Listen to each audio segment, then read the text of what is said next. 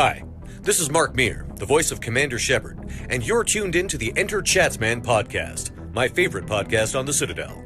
ChazmaN and Phoenix, let the conversations begin. To the Normandy.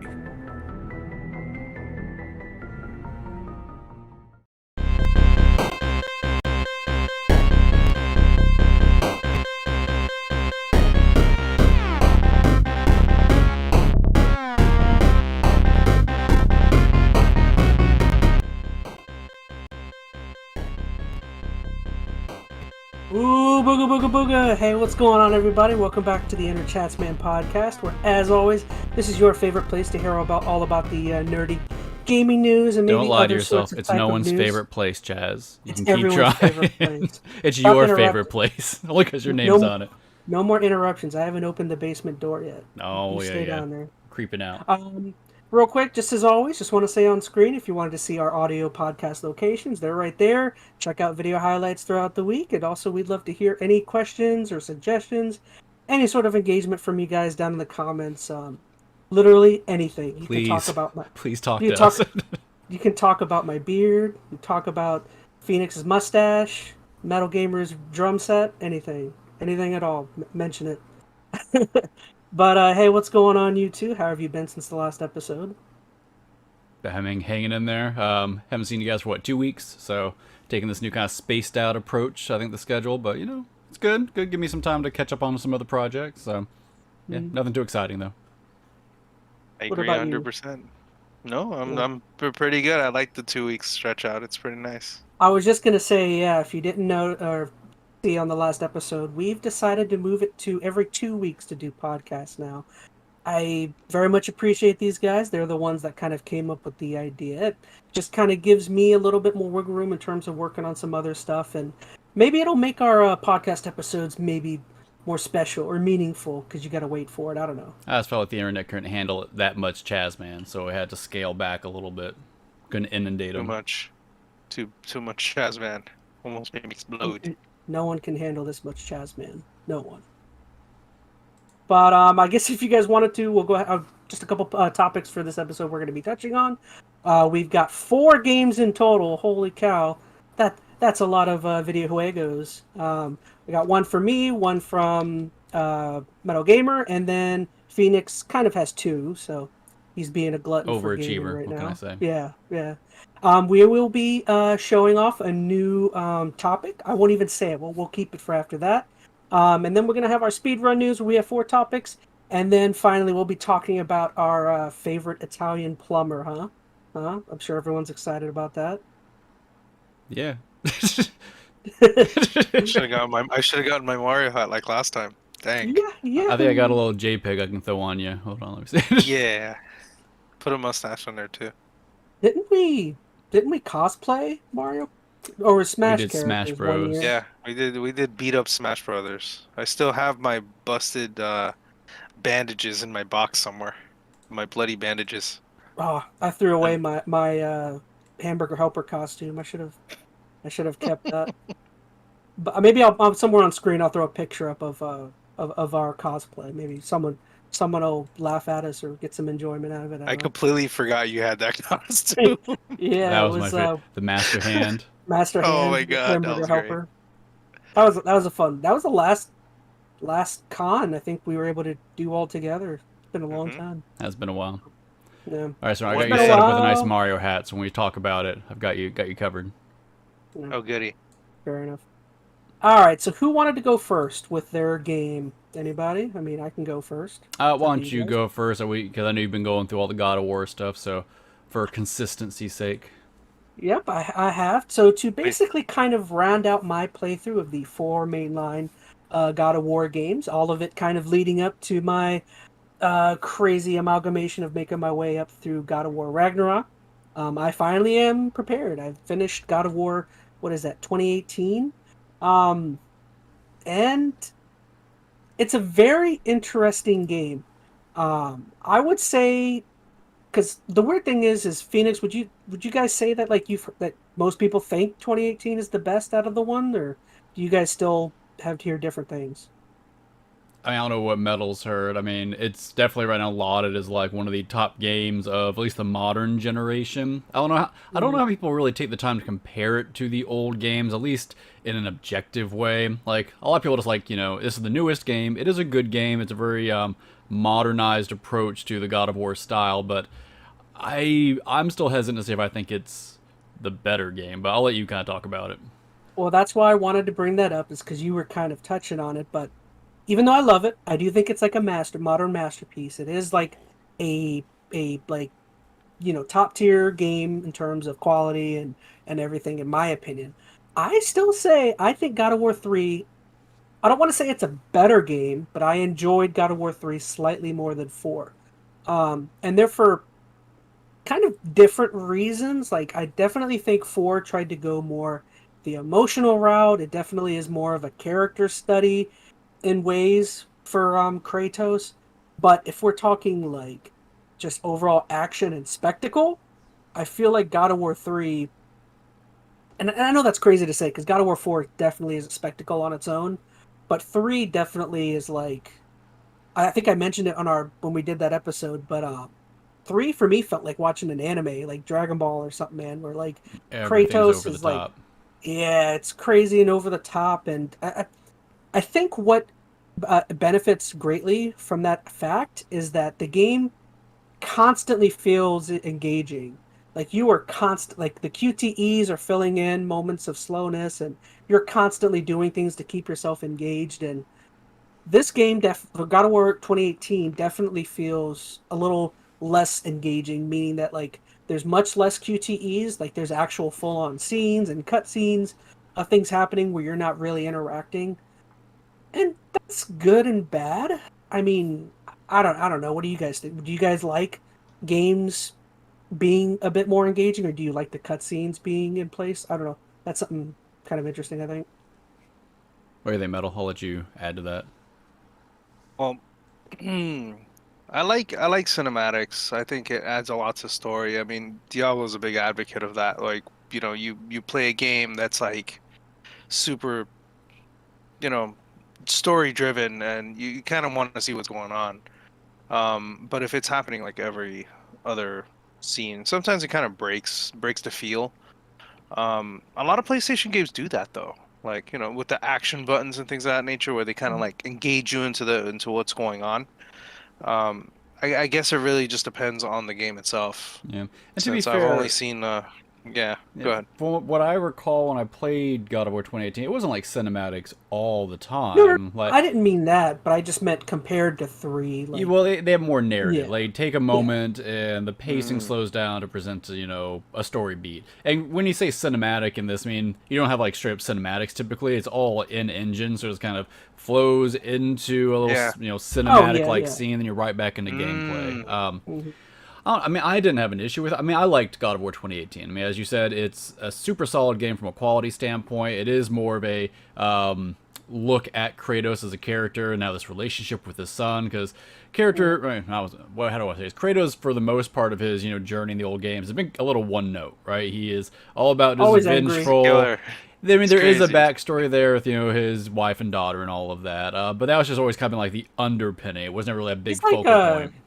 he's like Wolverine. He's just always angry, always a nuisance, always. And that's actually not a bad kind of comparison. Like, you think about Wolverine as just an angry kind of one-note character, but then you think about a movie like Logan that takes a slow-down approach to kind of breaking down his story, like why he is the way he is. And that's kind of what God of War 2018 is. It's the Logan of the Yeah. God of War series. I mean, it's a good game. I don't want to downplay that. I never came across as like, oh, this is the best game ever. Maybe that's just me. It was a slower game, and I missed the speed that God of War 3 and prior had to that. And even though I didn't play much of 2 or 3, like even just comparing it to 1, I liked that fast kind of moment-to-moment Yeah. gameplay. And I That's actually something I don't. did notice go it ahead. too. No, I was gonna say I noticed that too when I watched a friend play it, and as I was watching, I was like, this is really good, but it seemed a lot slower, and there's nothing wrong with that. Obviously, that's you're you're showing the boy what to do, pretty much. Oh shoot! I Well, don't. That's and helping him out. arguably too, there's more depth to the combat.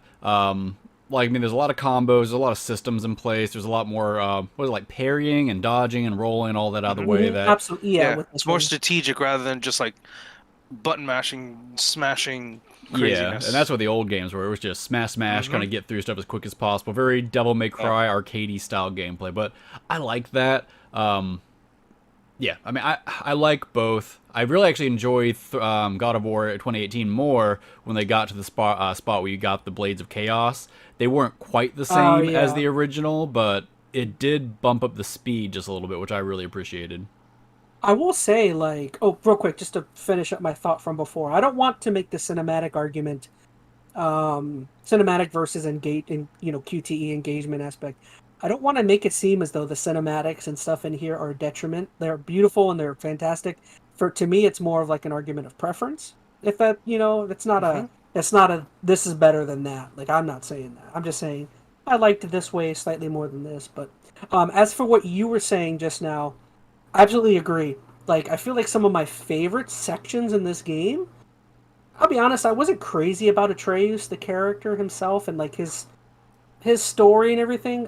The stuff that mainly attracts me when it comes to this game is all of the stuff that ties in to the previous games. And I'm not saying that because I'm like, oh, this game doesn't bring anything to the table. I just mean it's a character that we've like grown with, as you've been playing. Like I've played a handful of games with this character already. Like anything that like shows him referencing something to a previous game and Atreus like questioning about it made me be like, yes, keep badgering him on that. Like some of that is so cool, you know what I mean? Yeah.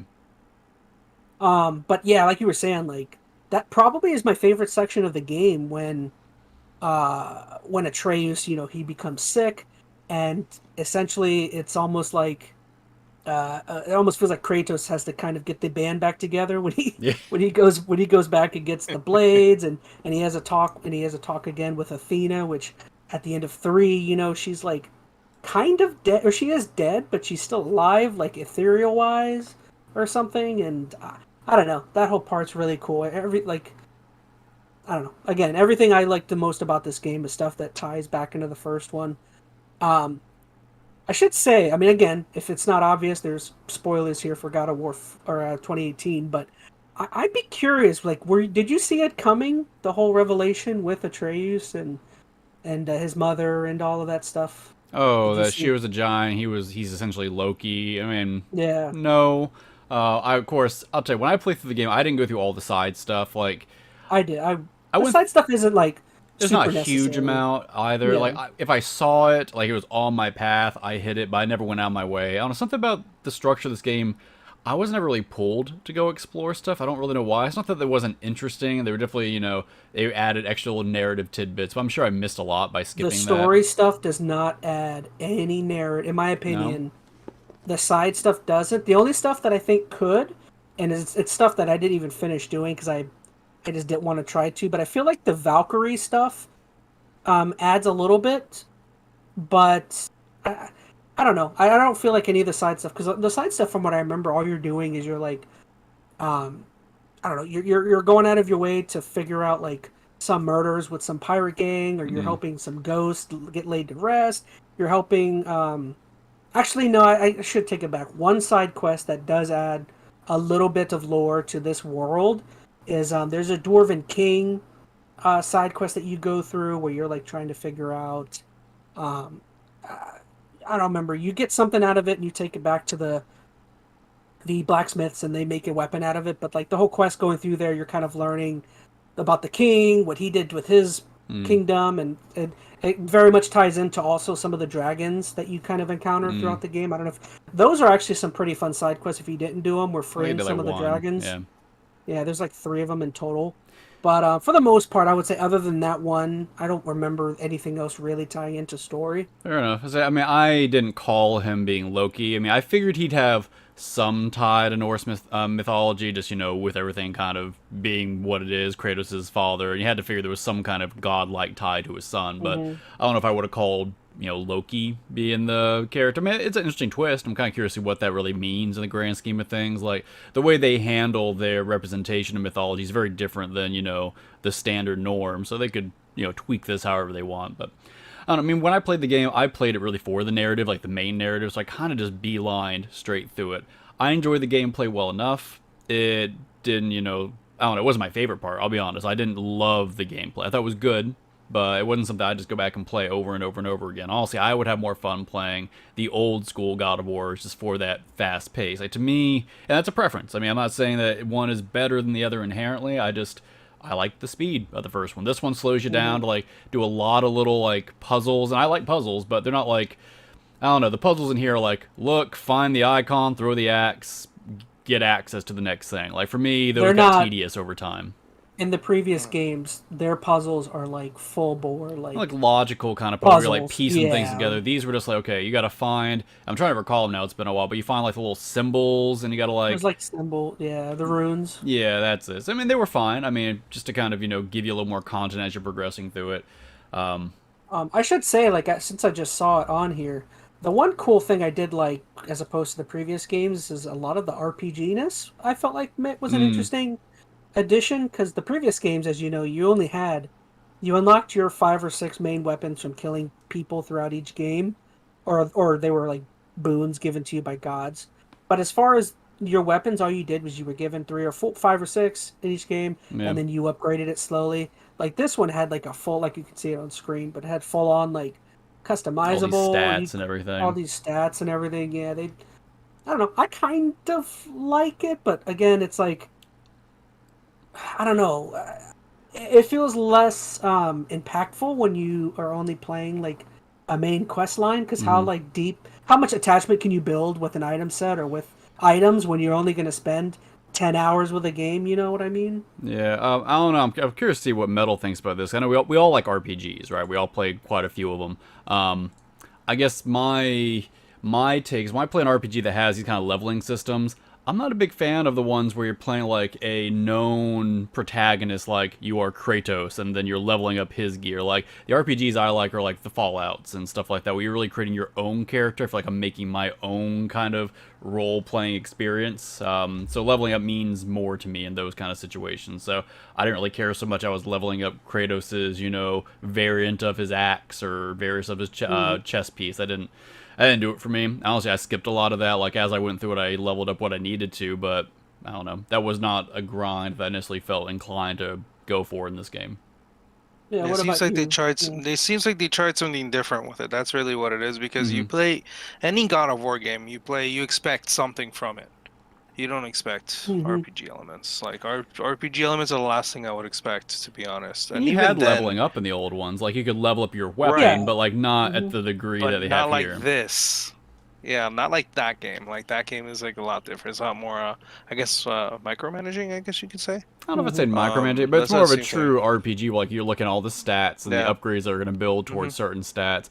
And I don't know about you, but I mean, it's been so long since I played this game. I don't remember if they felt like they had a whole lot of really impact on the game. Like, the game is very much built around your skill level with the combat. If you're good at the combat, yeah, having an upgraded axe and defense is going to help you, but if you're good at the combat, you're good at the combat. You're going to get through the game, even if you don't spend, I think, a lot of time leveling up. And I could be wrong, as it's been a while, and maybe I'm missing some of the nuances of the systems, but a higher epic grade, though, runes, like the yellows, though, give you like some crazy abilities. Like, I feel like where they were most useful was in the I only did 2, but like the Valkyrie battles are where those are like pretty essential. But again, I only did one Valkyrie battle, so that's probably where my limitations came in. The Valkyrie is meant to be like the ultimate task in these games, that's so your it makes in-game sense. Content. Yeah, that makes sense. That like that's where you would feel the benefit of them most, because that's where like they're totally essential. Like, you got to have those for that. Everything else I felt like you could blast through. Yeah. So, what's your overall feelings on the game? Yeah, I guess I just want to throw in one more idea, is that another thing that I felt not a detriment, but more of a preference, is I feel like the Greek mythology aspect is what I'm more acclimated and more familiar with. So I feel like that's another thing that gave me more attachment, because I have a better understanding of like the Greek gods more than the Norse mythology stuff. I just don't have all that much knowledge of it, which maybe that's a good thing. Maybe this will help me, get more acclimated with that. For whatever recall, you didn't really interact with a whole lot of Norse gods. Like, so you had Balder, And you had his witchy mom, whatever, I don't remember her name now. Freya? Yeah. She's the queen of like the gods or something. Yeah, but like, you hear about Odin, you hear about Thor, but none of them make any kind of appearance. They're saving that for Did you Ragnarok. saw the Thor was it post credit thing? Or did you miss that? And I might have missed. Oh yeah, there's a scene where Thor shows up.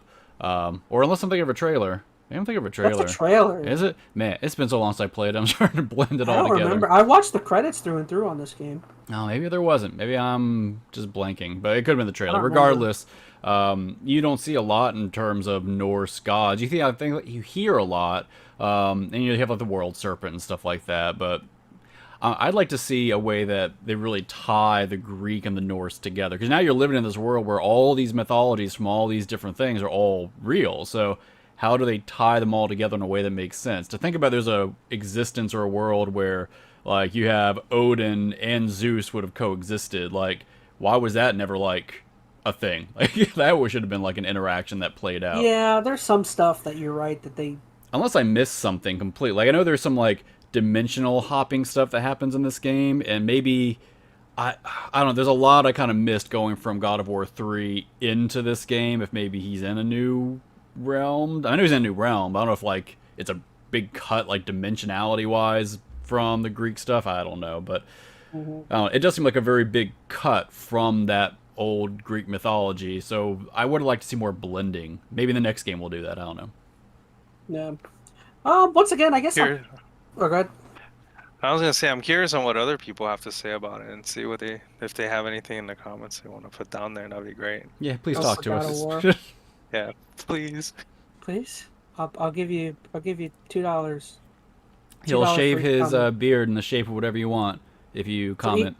Each comment, I'll rip out one hair. If I Ooh. see a comment, I'll be like, ding. I think you should do a Ooh, stripe. But ouch. bzzz. No, that's painful. No one wants to. I don't I want want to to see it. that. I'm gonna make some dummy accounts and comment just so you have to start shaving. Do it. But yeah, overall, I would say if I were to rank, here now I'm at the point where I can start ranking all of them. I still want to play Ascension at some point, but that's one I'm going to push later on. I don't have to run into that. But I would say if I were to rank my God of War games, I would say 3 is my favorite. 2018 is number 2.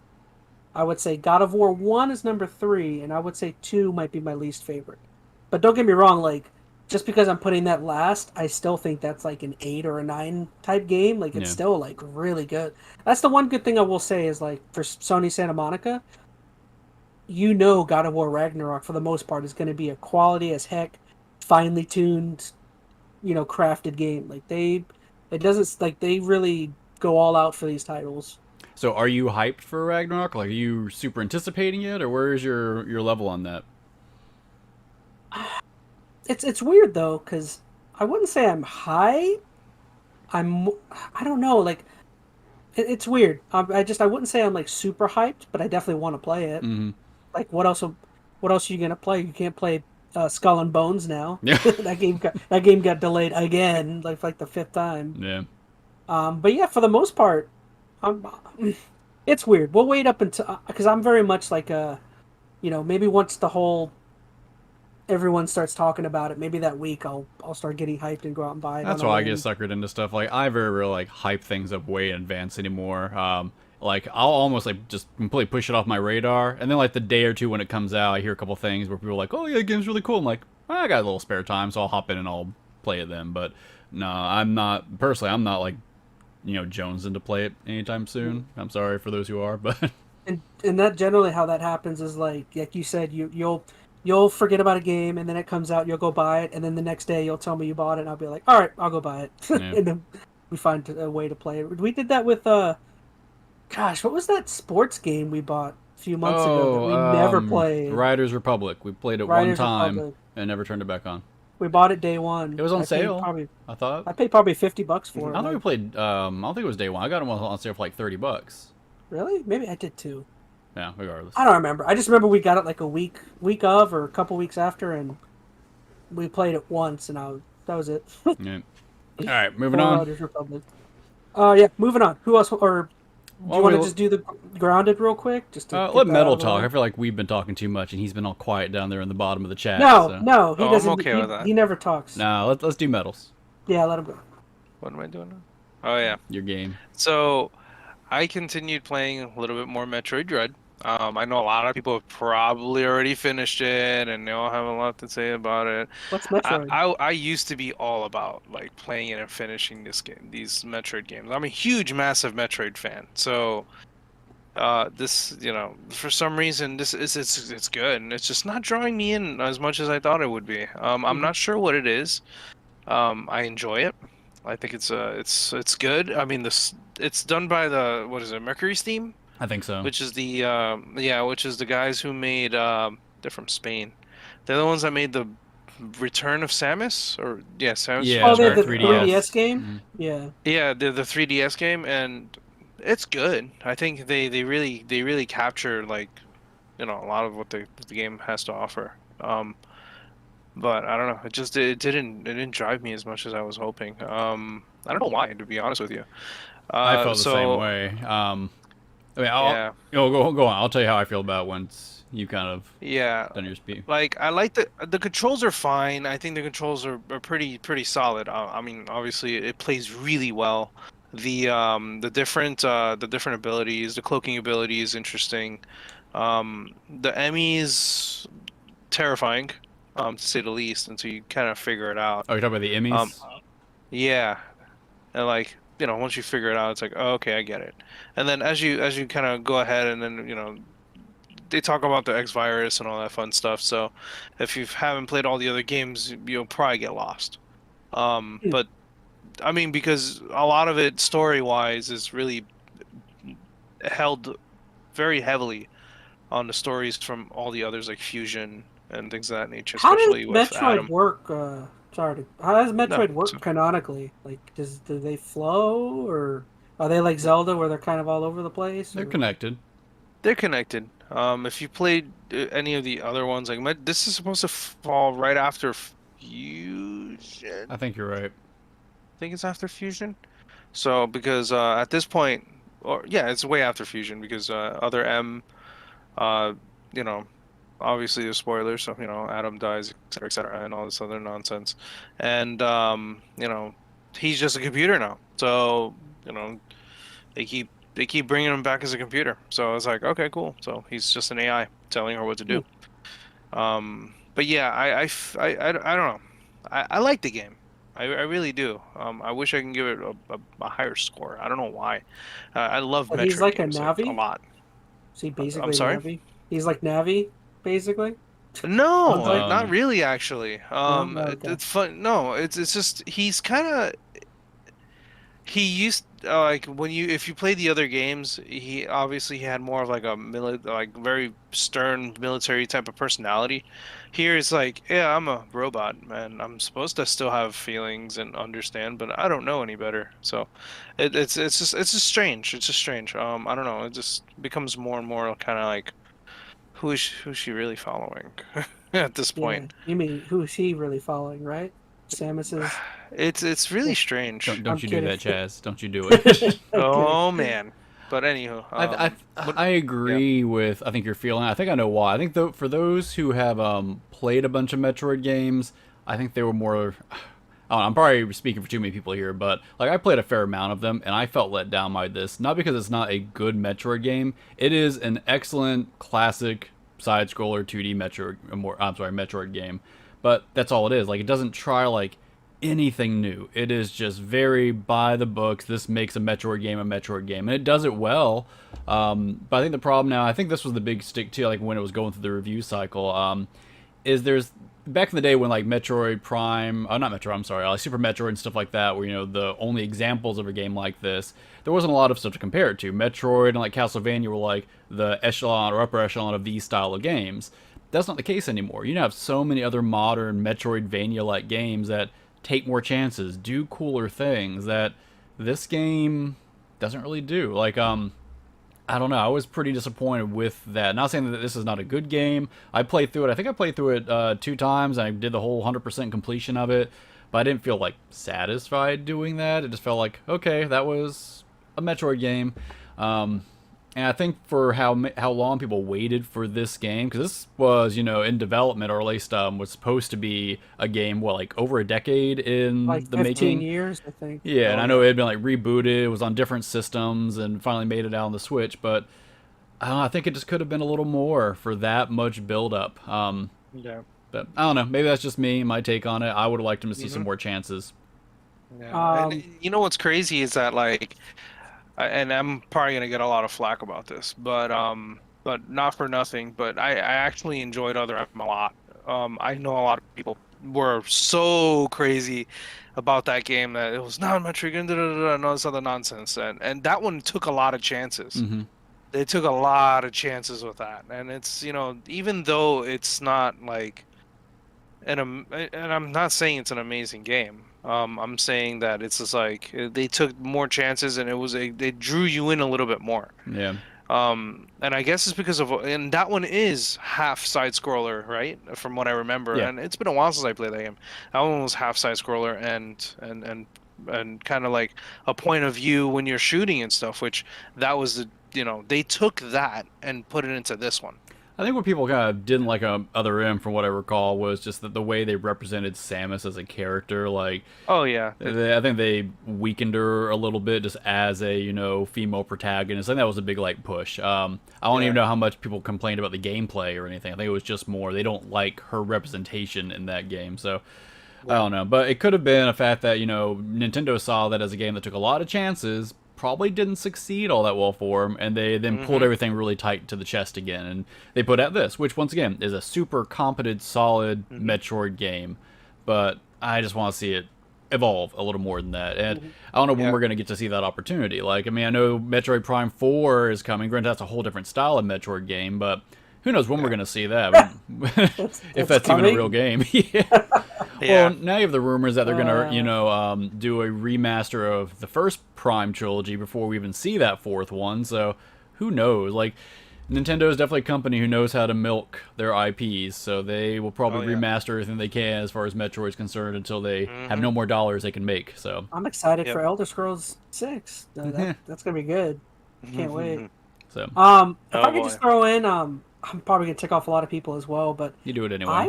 I've never fully beat a Metroid game, and in fact, I've only played Super Metroid. I don't know if I've ever tried any other Metroid I'm game. appalled. You know what? You can't be on this podcast anymore. I'm gonna just remove your Um, face. There we go. He's gone. We're going back Sorry. to the EnteR Phoenix Man podcast. Yes, you the can't the make fun of me only anymore. the only Metroid games I've ever like really been drawn to that I still want to play is I still want to play the Primes. They looked really cool. That's because the GameCube era was like when I was like starting to get into games, so those were like definitely early games where I'm like, oh, I would those look recommend neat. play them on the Wii if you got it. Like, the GameCube controls for them are a little weird now if you're used to modern shooters. I mean, you can get hmm used to it, but that's the one thing. Like, at that time, I don't feel like shooters had really established themselves quite as well. That was like Oh Halo had no. just kind of come out, and that was establishing like the groundwork for like shooting controls. They were doing some weird stuff with Metroid Prime and like the little C stick and all that. Play it on the Wii if you're gonna play it. At least then you have the How motion Yeah. many and of the aiming's those better. were there? Because I only have the first one. I Three. know there was at least two or three of them. Three. Yeah. Just First pick two up are the trilogy if GameCube. you can. Yeah, Yeah. the first two are on GameCube, and the third one is on the Wii. Which they Hmm. solidified all the controls on the third one. Mhm. The third one, I remember staying up late at night playing that game, like It just heavily. feels better. Honestly, like, people give the Wii a lot of flack about a lot of things, but shooters on that game always felt really good because, you know, you had a They felt freaking right. aim stick in front of you, and then you could use the not the Joy-Con, the nunchuck to move around. It felt hmm good. So if you're gonna play it, I Yeah, recommend that. yeah. But yeah, Fair enough. so if for this one, like if I had to, you know, do like a rating, it's really hard to not rate a Metroid game to be really high because and I'm really biased against it because I love Metroid games. I'm a huge junkie for it.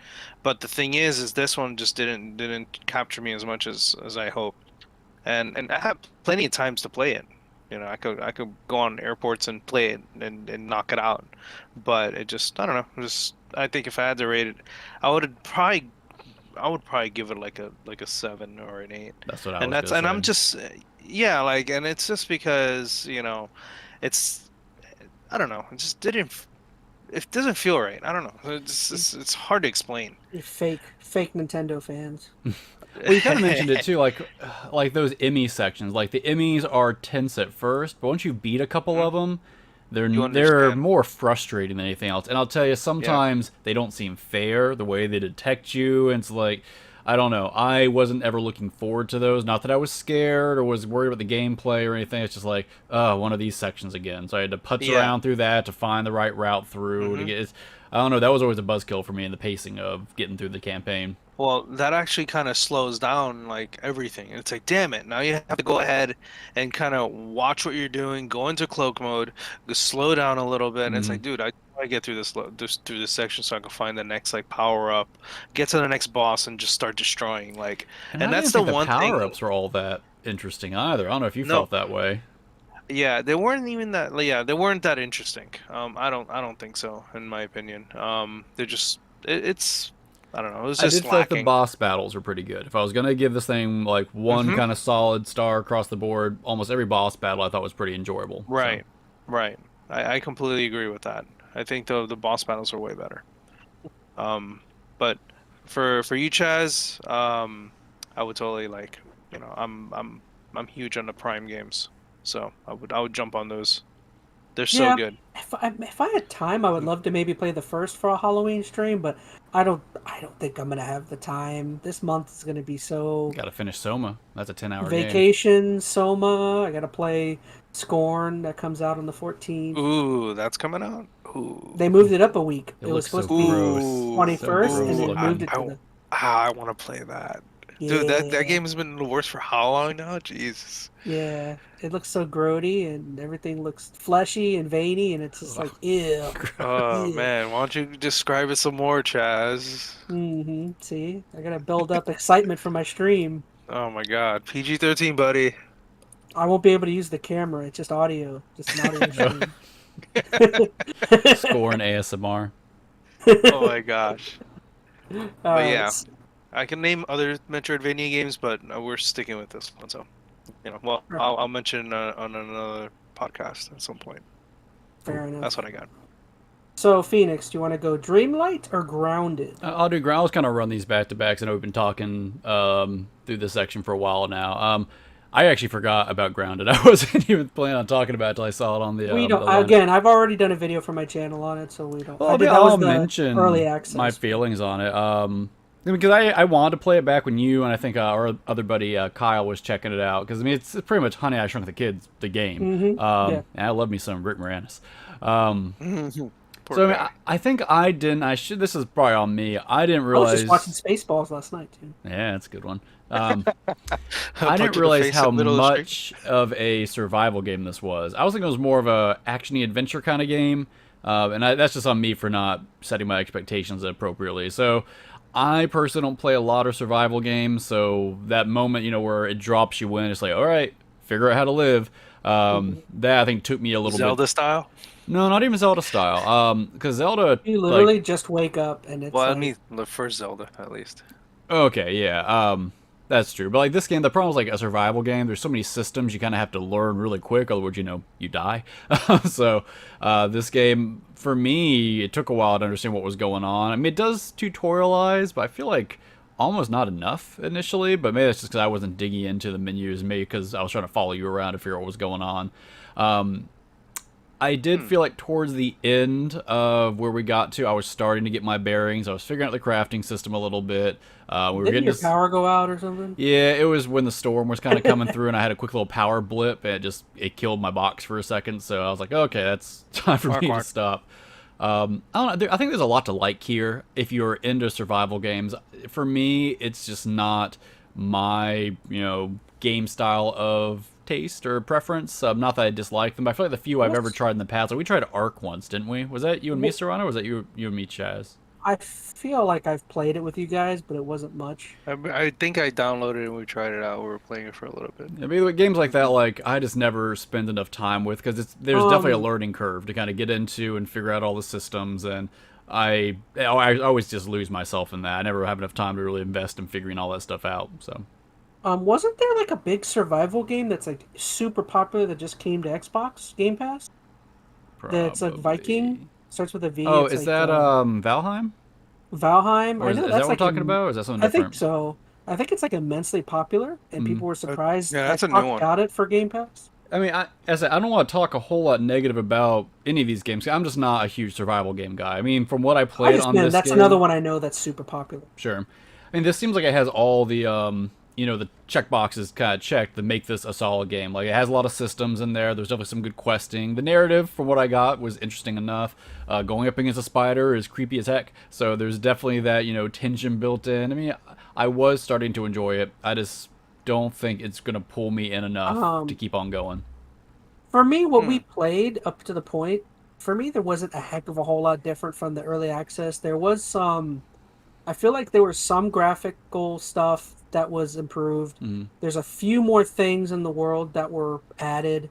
I think the biggest thing I noticed were there were definitely new creatures in there.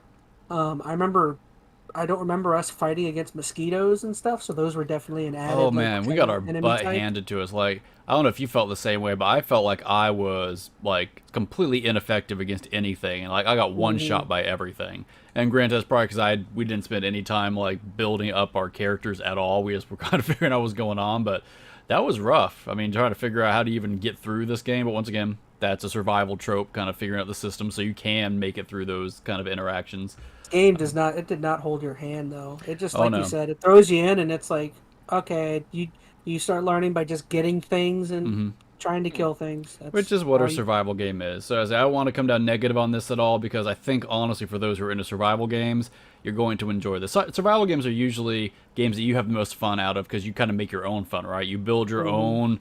own world inside of these games and your own existence inside of them. And yeah, there's a narrative to pull you along, but it's about making a base and getting resources and kind of making your own little, life inside these little survival games. So not quite where I want to be on a game like this, but I certainly understand for those who are into it. So I'll leave it at that. Like, it kind of reminds me of like like you said, like it's a Honey I Shrunk the Kids mixed with Mhm. like 7 Days to Die or something, like Yeah. without the zombies being all crazy. Because you really, when you play 7 Days to Die, it's like nothing but survival. They don't tell you what to do. It's like here you go, and then you're like, what am I supposed to do? And then you just go around and do things Yeah, which is and then perfectly try to figure it fine. out. Yeah, I mean, for what the game is, totally fine. And also, Mm. I love the Honey I Shrunk the Kids kind of aesthetic. The perspective's really cool. Parts where you kind of get to a hill and you're seeing over the grass horizon and like the hedge is kind of like bokehing in the background and the focus is a little. It looks really cool.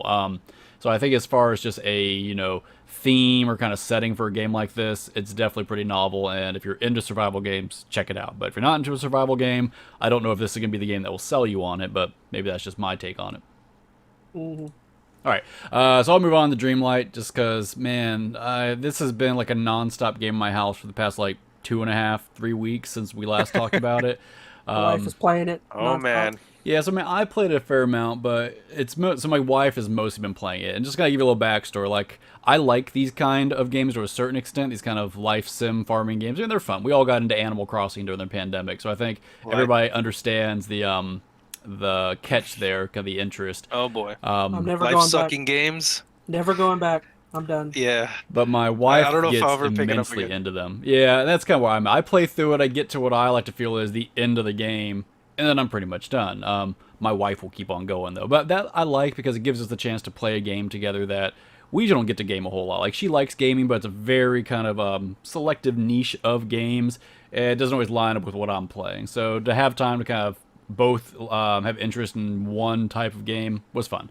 It does feel like she constantly goes back to like her like main 3 or 4 games. Like every now and then she'll start playing something new, but she always goes It's back like to Diablo, some kind of life Yeah. sim, and then something else. Yeah. But some phone game or My something. and wife I is get the that. There's a same way, man. familiarity to it.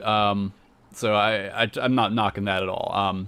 But either way, I've seen a lot of this game. I'm still going For on all intents and purposes, Horizon. we have beaten this game as much as we can. Man, I'm hesitant to even say how many hours she's put into this game so far. Several Oh, boy. hundred in the past couple of weeks. But either way, a couple of quick things about it. The main thing I want to mention that really threw me off, and honestly, when I realized this was the case, it completely changed my perspective of the game. Apparently, this is an early access game, and I did not know that Really? going into it. Is there no carryover? Oh no, the carryover. So like whatever you do Oh, here, okay. you'll get to keep in your final 1.0 version of the game, which is all great. But I guess my issue with that is I was feeling pretty negative about the game during parts because here's the thing: it is early access, it is buggy. This game crashes a lot, and if I was looking at this from a finalized finished product, I was getting pretty ticked off towards the end of it. And then I found after reading, oh, it's a early access game, which adds that little caveat there. It's like, okay, I guess I can give it a pass. Here's my issue, though. I started going back and trying to look at the documentation for this game, at least like what it shows on the Microsoft Store.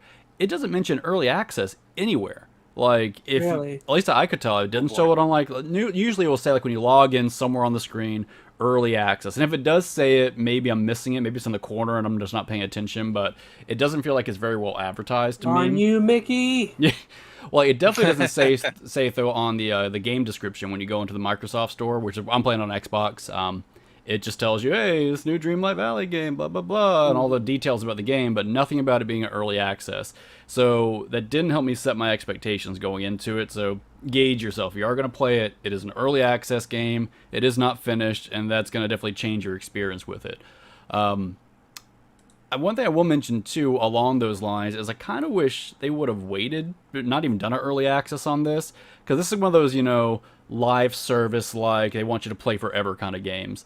And to do that with a early access game like this kind of is conflicting to me, because you get to a point in this game where there really isn't much to do. Like, you finished all their early access stuff, the game still wants you to keep playing, but there's not much to do. So it's kind of a weird contradiction. And my wife is still finding things to do. She's like digging into every little tiny unlockable she can get, but she's having to reach to find her enjoyment now, I think, to a certain Did extent. they say when the full access will launch? They said minimum 6 months from what I was saying, or what I was reading. They're going to have updates, so they are going to be updating throughout. I guess new content's coming like a week or two, which that's all great, but like keep that in mind. Like, if you put all your time and investment into this, you're going to hit this wall. And we didn't realize we hit the wall. We were playing through and like, oh, okay, it looks like we're going to still unlock, so many new Disney characters. Because, like, the way it works is you have this castle in the back, and you go in and unlock all these doors, and you get a new character from the door. There's, like, 50 doors in there. And we were on, like, door 4. So we're like, oh, we're playing this game for, like, 500 hours and have all these characters to get.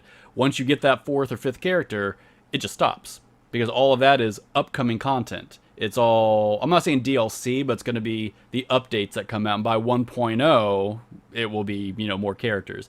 This is also going to be a true live service free-to-play game, so expect microtransactions and stuff like that when it, hits for real. Right now, there's not much of that, but I don't know. Just to kind of hit a few pros and cons, I don't want to keep this real long. I did enjoy it. I know I'm probably sounding really negative about it. It is a fun life sim, and overall, even with the bugs, there is a lot to enjoy. If you are into Animal Crossing-like games, this is going to scratch that itch. I mean, you are basically building your village. You get to move everybody's houses around. You got a Mickey live next to Moana if you want, if you're into that. You got a question? Do I need to? Yeah. No. How inclusive are they in terms of like the breadth of Disney IPs? Is it like literally every Disney IP you can think of? Or I think that's where kind of selective. Right now it's selective because there's, I want to say, 17 characters in it right now. It's actually a pretty small selection. That's what we were thrown off because we once again looked in the castle, saw all 50 doors, and we're like, crap, this is going to be like every Disney character ever. Because this is the kind of game where if I play it and the couple I care about are not there, I'm like... They're not going to be there right now. And that's the thing. Like, I think it will. I think give this, however long it needs to get to the full version, it's going to have, I think, representation for just about every, franchise you like. Or right now, if I can recall some of them, you've got stuff like Little Mermaid, you've got the classic Disney characters, Mickey, Donald, Goofy kind of stuff. You've got a little bit of Rapunzel in there, Tangled. You've got Sword in the Stone. We got Merlin floating around. Isn't there. He's not there right now. You got some Pixar. You got Wall-E. You've got Ratatouille. You've got Frozen. Is my favorite one. And I will say this, Frozen is at least in this early mode, is a pretty big chunk of the game. You got 3 Frozen characters and quite a bit of narrative around them. So if you're not into Frozen, which, gotta be honest, it's not my favorite. I've seen Frozen so many times now with my daughter. I got some PTSD about it at this point. You want to let it go? If you want to let it go. Oh, man, if I could. But there's a lot of that, and you're right. Like, if you don't attach the characters that are in here, that's going to be disappointing. Now, I know they're about to release, I think Scar is in the next one, so there's got some Lion King characters coming. I think Aladdin's on the horizon, so eventually I think you'll have the characters you love are being represented in here somewhere. It's not here right now. So, take that for what it is. But anyways, it is fun having all those Disney characters around, even though I don't love all these franchises. And I'll be honest, I'm not the biggest Disney guy in the world. I enjoy Disney. You know, I grew up in the 90s with all, you know, the renaissance of Disney animated movies. But I enjoyed my time hanging out with the Disney characters. It's fun to level up the characters. That's one thing I liked about this, even above Animal Crossing. Animal Crossing, you kind of get your neighbors. That's kind of the end of it, right? They just kind of live in your town and, you know, you give them gifts every once in a while. All the characters here, you literally level up. They have, like, interactions you have with them. They can walk around with you and help you do tasks around the village.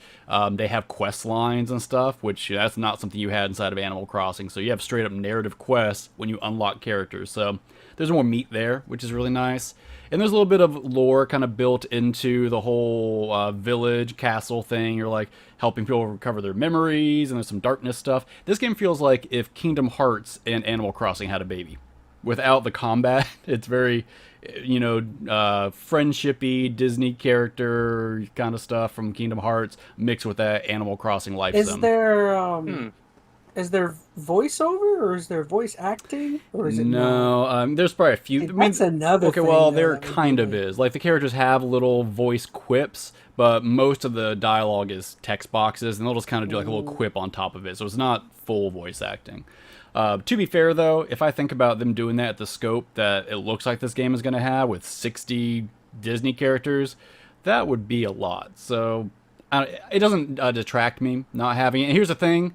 Unless they could get the original voice actors, it would make it worse. Like right now, the little voices they have in here, like, one of them's really bad. I feel like Elsa from Frozen's like kind of off to me. So it's almost worse when they do speak. I'm like, just be quiet. You're not the right character anyway. Let it go. Anything else? Just hire me. Just hire you? Hey, I'll do every voice. This is your audition right now. Do your best Wally impression. Hello, it is me, Wally. That's totally what he sounds like. I'm a robo. All right, you got the part. All right, so I've enjoyed the game. So there's a couple of downsides I'll say. I mean, the game's buggy. It crashes every time we play it. Like at least one time, and that can be. It does save every few minutes, but man, I can't tell you how much progress we've lost doing stuff. You can't what really. I want out of my game. Huh? Constant crash. That's what I want out of my games. Yeah, and I'll tell you, that's when I was getting really upset with the game because I didn't know it was early access at first, and this game just kept crashing. I'm like, goodness gracious, like this is terrible for a full release game. And then I find out it's not full release. So I'm like, oh, okay, I guess that makes it better. I don't know. You can't do any terraforming in the game. Like, you know, in Animal Crossing, you can basically do whatever you want to the island. Make pits, make waterfalls. Can't do that, so you're actually limited in how much you can change the island. Like, bodies of water are stuck where they're at. You can move buildings and get rid of, like, some foliage and stuff like that, but that's about the extent of it. And honestly, it wouldn't matter if you could do more, because the freaking controls to, like, do landscaping, they are the worst controls I have ever used to do anything with. Like, to move a house, both joysticks do something different. One moves, like, the whole world, the other moves the item, and it's the most convoluted, contradictory movement system I think I've ever used in something like this. So I'm sure it can be improved upon. Once again, early access, so quote-unquote not finished, but they need to fix that. And I guess that's it. I'm not going to knock it too much just because it is early access, and if you go in with that expectation, I think you'll like what's offered here. Like, it's definitely, even with the limitations on it, my wife's put several days worth of time, literal day hours into playing it before we kind of hit that wall. So there's definitely stuff to do in it. You'll get 100 hours probably gameplay out of this if you're wanting to invest in it. So I'll leave it there. Q. Yeah, I feel like if I do play it now, because you kind of turned me off now until the full release.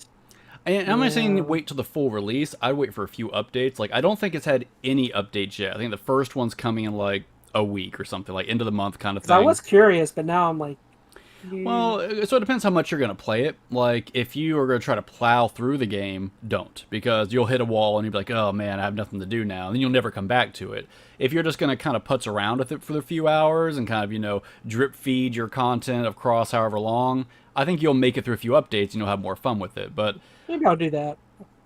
if you're looking for something to play, there are worse things you could do with your time, but I also would totally get waiting, like, until it's done a few more updates, has some more characters, fixed a few systems, fixed the crashes. Like, there's definitely, I think, a lot of mileage you can get out of this game, but I would, personally, if I was going to start over, I would wait, but that's just me. Fair enough. All right, so, well, that's all of our games that we got to touch on. That's probably the longest what you playing section that I think we've ever had. We're almost at an hour. We had 4 games here. Sheesh. Yeah. So we're gonna move on to a brand new, brand new topic or subject that we are introducing right here. Phoenix is the one that kind of came up with the idea. So basically, what we wanted to do is, since we are video game collectors, I wouldn't say we're like the greatest video game collectors. I'm a little bit more picky in terms of what I find. But I don't know. Phoenix kind of wanted to come up with the idea of picking up something from our collection. Could be a game, could be a toy, movie, anything, and just kind of expounding upon it. Is that what you wanted to do? Kind of give a story or something? So I like to dub this section highlights from the Hoard, and you can vote if you don't like that name. But yeah, we all collect, like, to varying degrees. Like, some have more of a sickness like I do than others, but we've come across some cool stuff. And part of the fun of collecting, I mean, of course, most of it's gaming related, so of course we love to play the games, but for me, it's the hunt. It's finding the really cool kind of obscure things I don't even know was like a game, but like something like gaming, adjacent that is just really cool. So I will say, before I, was heavy on the EnteR ChazmaN stuff, game hunting was literally all I was doing before that. Luckily, all this stuff, the EnteR ChazmaN and the podcast, luckily I've transitioned fully over here. Luckily. So. Dude, I was spending a lot of money, dude. Yeah, it's a costly hobby. I think part of it is just become so hard to be a game collector now. That's one reason why I kind of wanted to, have a segment that focuses on it. Is, at least for me, I don't get to collect as much as I wanted to. Part of it is just there's not much around right now. Part of it, it's time, it's finances, a bunch of things, right? So let's give us a way to still enjoy our collection in a different way, talk about it, and expound upon it. The places I used to go where I would expect to find something almost every time I've gone, the last couple times I've gone to many of those places, I haven't found a thing. This last week was the first time I had found anything in probably 6 months, and it's not even anything crazy. Yeah. I have right here, and this is not my item, but I found a box copy of Tetris for the NES. Ooh, that's nice. $5, but very nice. So it's hard to find stuff out there. And when you do find something, of course, it's a really cool moment, but it's harder to find anything. I agree. That's why I almost, gosh, I hate to say it, but around our location, we used to have a game store that disappeared, never has yet to come back. Oh, I'm so upset about that. This is about the time I wish that place was still around, because now that I don't have the time to go hunting and doing other things, this is about the time I wish I had a place where I could go and guarantee myself a game. Yeah, even if you got to save up for it, but I just really want to go get one cool retro game, you can't find them right now anywhere. I went to freaking a GameStop this last week. They had a freaking copy of Banjo-Tooie at GameStop. Oh my gosh! They also had Pokemon Heart Gold and not Soul Silver. I think just Heart Gold. They actually had some good stuff there. I wasn't going on vacation. I would have went there and probably bought. Man, it was $70. If it would have had the case, I would have gotten it. Because that's a $100 game loose. I want the case. I don't want it loose. I'll wait. Yeah. But either way, I mean, finding stuff like that is so rare now. And you're right. If that, we don't have any other retro stores around here, so that was our only kind of outlet to find and see and maybe pick up a retro game. Before they went away, I was starting to get into the phase of where I'm at now, where I was you know what? Since I'm not being able to go out as much, I'm gonna come here every weekend and I'll buy one game I don't have. And add it to the collection. And it was that's kind of a nice thing. Now it's the only way to find games is for us to go hunting, I think there's a place in the city further north to us. I won't highlight our location by saying exactly, but there's one more shop. It's a little further away, but regardless, I'm with you. I'll have to get that from you. I don't even know what you're talking. We've been there about. I think I once. know which one. I know what you're talking about. I think I might have gone. There once or I'd twice. totally be down because I've even been at the phase where I'm like, maybe I should start looking online and just buying something on See, eBay. I don't want to do that I've because, like, seen. and this goes back to the whole Right. reason why I like to collect. I'll be honest, There's no fun in that. there's no fun in it. I love the games, but honestly, it's not about having the game. It's the hunt, right? And Yeah. having, you know, a story. Like, I can tell you so many times where there's like this cool like story on how I even found this item or about the people I met when I was finding it. Like, that's what I like about collecting. Sure, I love having a shelf full of games, and I like to say this is my retirement one day, and I'll play them. I probably won't. Honestly, I do it because I like finding it and then remembering, you know, how I got this item and talking about it. So. Just want to get some great deal off somebody's grandparents. That's it, man. Man, milk them for every penny. Wake up at 7:30 and start approaching people's houses. Oh my god. What do you got? What do you got? You don't want that Anyways, for that. so that's the premise of this segment. Just we pick one item from our collection. Doesn't have to be a game, just something game adjacent. If you want, just something cool you got, you want to talk about. It can be maybe what you think is unique about it, where it came from, a story between who you met when you found it. I don't really care. Just a time for us to kind of talk about what we found. Who wants to step up to the plate? I want Metal to Oh, do it. you go. Oh, you want me to do it? Oh, well. Okay. Gotta be something he's got good. some We're good gonna stuff. make fun of you if it's not. I do actually. I to throw a little bit. I remember when you guys had no collection. Mm-hmm. I was the one, I had a lot of collection before I met you guys. You're like the original collector. And I was doing it for a while, and it was more abundance back in the day, and now it's barely anything. So it's kind of hard to find stuff. But this one, you guys have seen this one before, and I'm just showing this, and I found this guy. What? A lot of people don't know this one exists. I've never seen Star this. Fox. Oh no, I never Interesting. showed you guys this. Uh-uh. So No. I ran into this when I went to New York one Christmas, and I decided that I wanted to go check out some game stores. This is not the Star Fox you think it is. And that's the obviously. crazy part. And I don't even know if they even made any more of these because it What, for says 2600? game. Yep. I was this gonna is say, for what box is that 2600. even for? Oh, 26. This is for Atari. 2600. It's for Atari. Interesting. And yeah, this is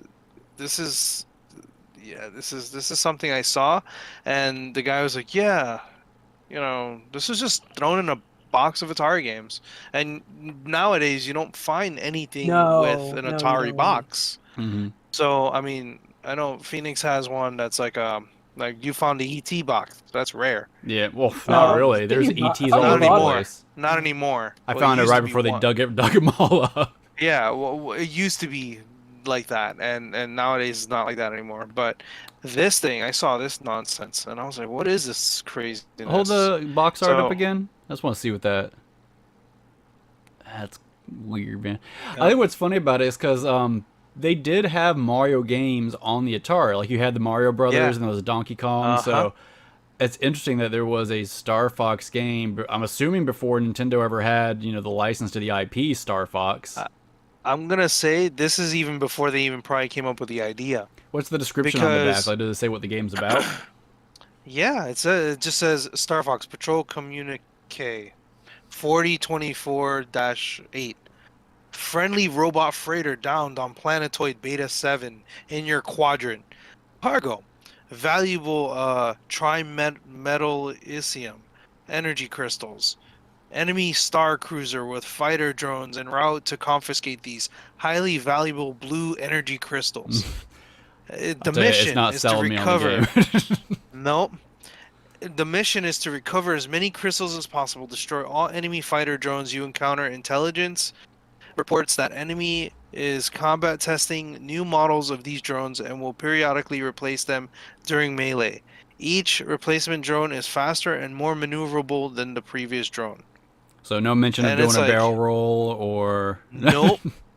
Nope. And funny enough, this is it literally says here, like, it's trademark, registered trademark, and video arcade is a trademark of Sears, Roebuck and Company. Nice. What's the year on it? It says 1983. 1983. Sheesh. And this is supposed to be game 1 in the Star Fox series. Oh, I'm really curious if Obviously, there's more now. I'm not sure. I doubt it. Well, And so this is Star supposed to be Fox wasn't a thing until the Super Nintendo, right? There was no NES Star Fox. And Super Nintendo Nope. was what year? 92? 92, 93? Something like It that? says that that's for Mhm. 2600. Yeah. Not 20, not 20. Yeah, this is 26. It literally Yeah. like says it on there. Complete But copy goes for 2640. All right. So, Interesting. Yeah, so this I found this in New York, and when I saw this, the guy's like $20. I'm like, are you serious?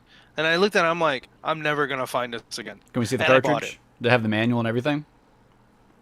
This has what manual? loose copy $10, complete like 26, 27. Yeah.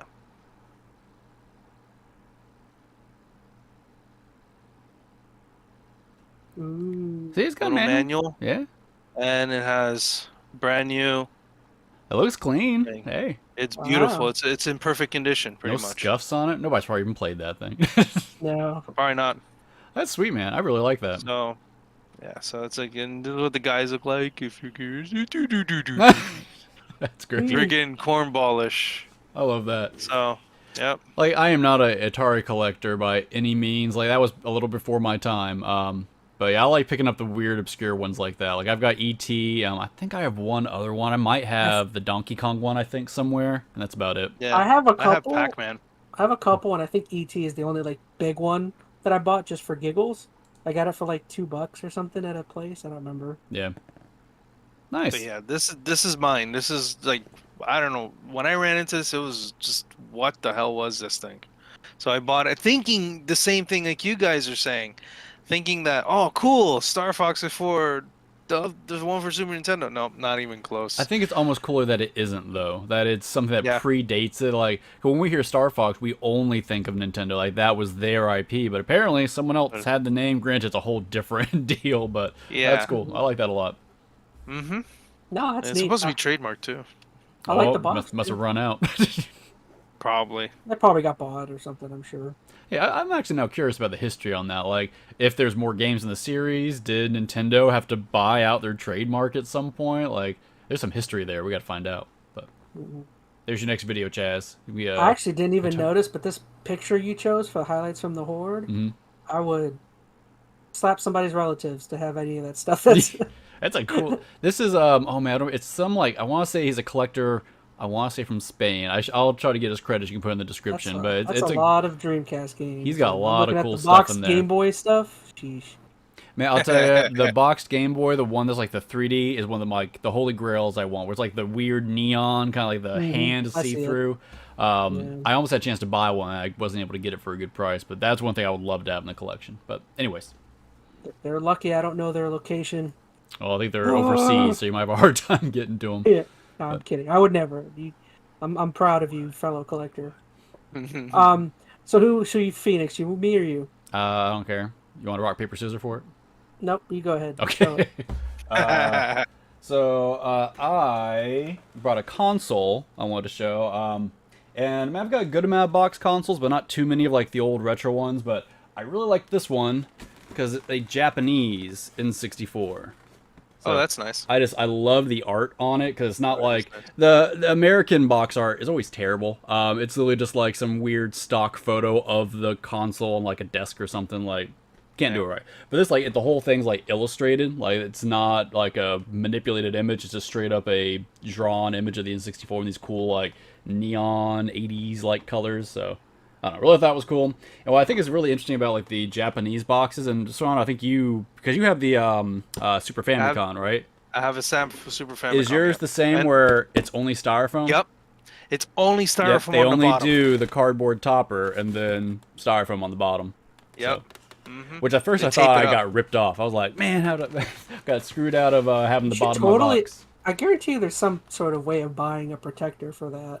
Probably could. Online. It just yeah, sits on my but what's the point? shelves, and it's not like in an area I think it's going to get damaged or eaten or something like that, so I'm not too worried about it. But yeah, I got this for like some guy on Facebook Marketplace. They was trying to sell for like $50. And I was like, I'll give you 20. He's like, no. And I'm like, I'll throw in like a N64 copy of King Griffey, whatever. He's like, okay. So I got it for like $20 What? in a game Holy trade-in. cow. Yeah. You Yeah, can't that's do awesome. that. You can't do that anymore, man. Yeah, I Doing tried. stuff like that. Oh, I almost lost it. It's not fully complete. Unfortunately, it doesn't have like the manual and everything. It has this. I guess it was a actual imported console, so it's got like some Japan import card saying that it was tested funny. and all that, which is funny. And I think I'm using the power block somewhere else, but it is a Japanese console. You can't tell too much from just looking at it on the outside. You can only tell. I don't know if this will show up in the camera, but it does say Japan. That's so nice. That's visible. Oh, actually, hold on, let me change my camera so everybody else can see that a little better. Pretty. Yeah, That seems so fine. it says Probably see Japan. it. And then, like, you probably know this, Serrano, but the only difference to make this, like, a region-free console is it has, like, a little plastic clip inside the cartridge holding. And basically, whether it's a USA cartridge or a Japanese cartridge, it's just where that clip's at. So all you have to do is just, like, snap it off. And then I didn't your even know console's that. region-free. And you do that for an American one, Interesting. too. They both have clips. They're just moved. They have the clips. If you can't snap, I think some people like take a Dremel to it, or you could like take a Japanese cartridge back and stick it on your N64, and it would do the same thing. But I don't know. I thought it was pretty neat. Yeah. So I just really, it's all about the artwork. I mean, the console itself I'll never use. I just really love that box. Yeah. But either way, On the next one, I can show you guys my my Famicom. I thought that might be what you were going to show this time, but I like the Star Fox. I thing. would That was have. neat. I would have.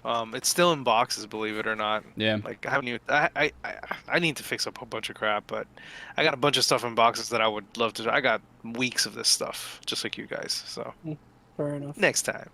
Cool. All right, so I'm the last on the board here. But not least. Well, So maybe least. so I'll just say this is not as old as the two things you showed. This is not from 1983. This is from the 2000s. But if you don't know, I'm a huge Lord of the Rings fan. Maybe not quite as deep on like the Tolkien stuff, but as far as like the original Peter Jackson trilogy in the 2000s, it's one of my favorite movie trilogies ever. And I got this from Phoenix. I don't remember how much I got it for you, or got it from you. Oh yeah, I forgot about that. Oh gosh, there's so much lighting. But I think I got this off of you for Oh like man, that ring light. for There like, it is. for like $5 to $10. I think you. That's pretty. I'm pretty sure I found that at a Goodwill or something, and yeah, whatever I paid for is probably what I gave it to you for.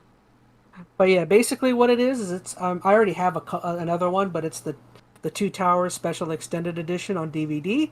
I already have one that's open, so luckily I didn't need to open this. This one is sealed. But basically, it's the movie, and it's like a cool statuette of Gollum or Smeagol. Ooh. But yeah, it's pretty cool. Once again, I mean, I'm just a huge Lord of the Rings fan, and the Two Towers is probably my favorite movie, even though I would say my enjoyment of all three movies has been going up. So I don't know if that's still my favorite, but the little Gollum, little toy statue is pretty awesome. So thank you, Phoenix. You added something really cool to my collection. I very much enjoy. Happy to oblige. All right, well, I'm gonna give Metal the win on having the coolest item this week. Like, that Star Fox box was pretty choice. So If you could, Thanks. I need to I make would a rather little. have this. I'd rather have it. Oh, I think his is the coolest. Just saying. I put a little gold badge next to your picture if I could, but Yeah.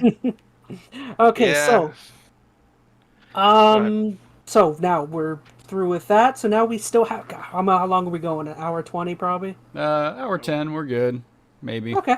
So each of these 5 minutes. So we're getting to our speed run news. You want to get your little stuff I'm set up. Phoenix? I'm ready. I was actually prepped this week. Okay, so first off, I'm now for trailers. I'm not going to show too much because that's copyright city right there. But our first major kind of announcement that kind of came out during probably about a week and a half ago is The Last of Us. HBO finally kind of showed off their trailer. I mean, it looks fine. It looks. I mean, I've never played The Last of Us. From what I had understand, a lot of people said a lot of the stuff is kind of shot for shot. I mean, there is some subtle differences, but you know, it's a. I don't remember. They said this is a mini series, right? It's a TV show. Yeah, it's a show. Okay. Yeah, I mean, I played the game, and it definitely has key moments from the game. Like, even like the shot, like you just passed there a moment ago, but like the building in the back that's crashed into the other. It's like Seattle, right? Is where the games take place. I think, is it? No, 2 is in Seattle. I'm actually not sure where the first one is. I mean, it's got to Boston, be. maybe? I don't Probably know. I don't feel like Boston. it's that far because I don't feel like they went across the entire United States in the first game to the second game. Because the second one's I definitely know in one of Seattle. them is Seattle. I Well, thought. that's the second game, because I know it's like the open world segment with Ellie. You're going through Seattle. The first game, I think it's still probably like, mid-northwestern kind of stuff. Maybe the but Washington, yeah, just somewhere in Washington. it's got to be, within relative geographical distance of each other. But I thought the trailer looks pretty good. I mean, the casting, I think, is pretty good. I mean, what's his name? The main guy, Mandalorian. What's his name? Game of Thrones guy. I don't remember. Oh man, not prepped. I You don't have to look it up. Oh, But I'll I look mean, it he doesn't, look just like Pedro. Joel. Pedro Pascal. Pedro, that's right. I just thought about it. Yeah. I think he's going to be a good choice. He has a lot of range as an actor. Like, I haven't seen him in anything I think is bad. So Bella Ramsey plays Ellie. She's from Game of Thrones as well. yeah, she was the tough The mini queen, mini or whatever her queen name. ruler chick of one of the houses. Yeah. Yeah, I mean, I'm fairly optimistic about everything. I mean, I'm not the biggest Last of Us guy. We've talked about it a little bit. I have played the first and second game, and I enjoyed them well enough.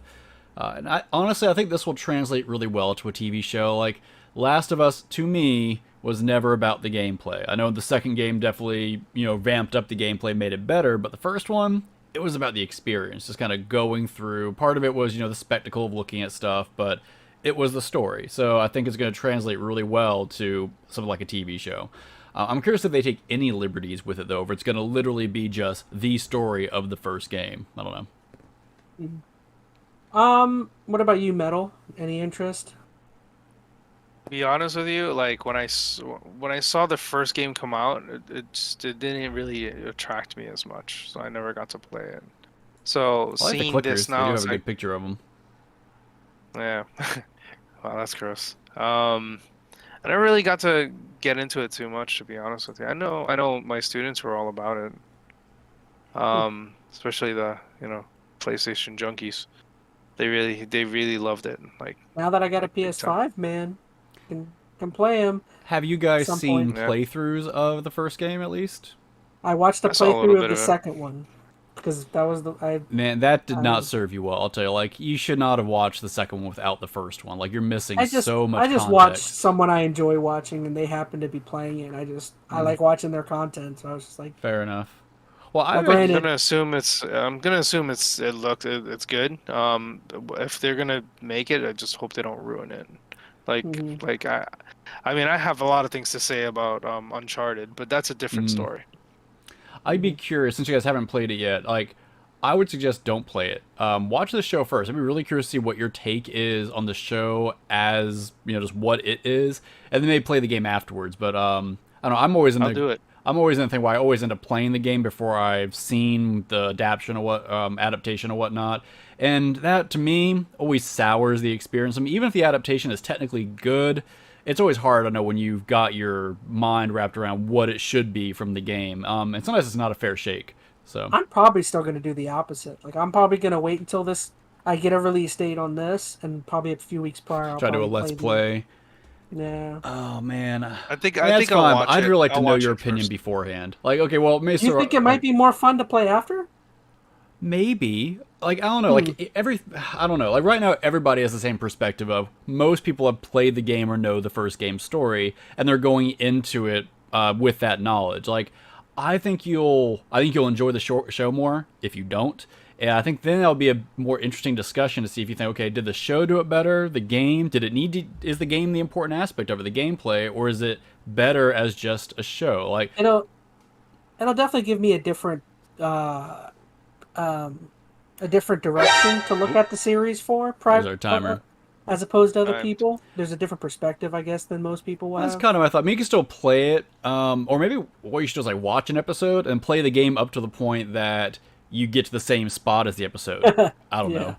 I don't know. A bunch of ways you could do that, but that's it. That's it for our first topic.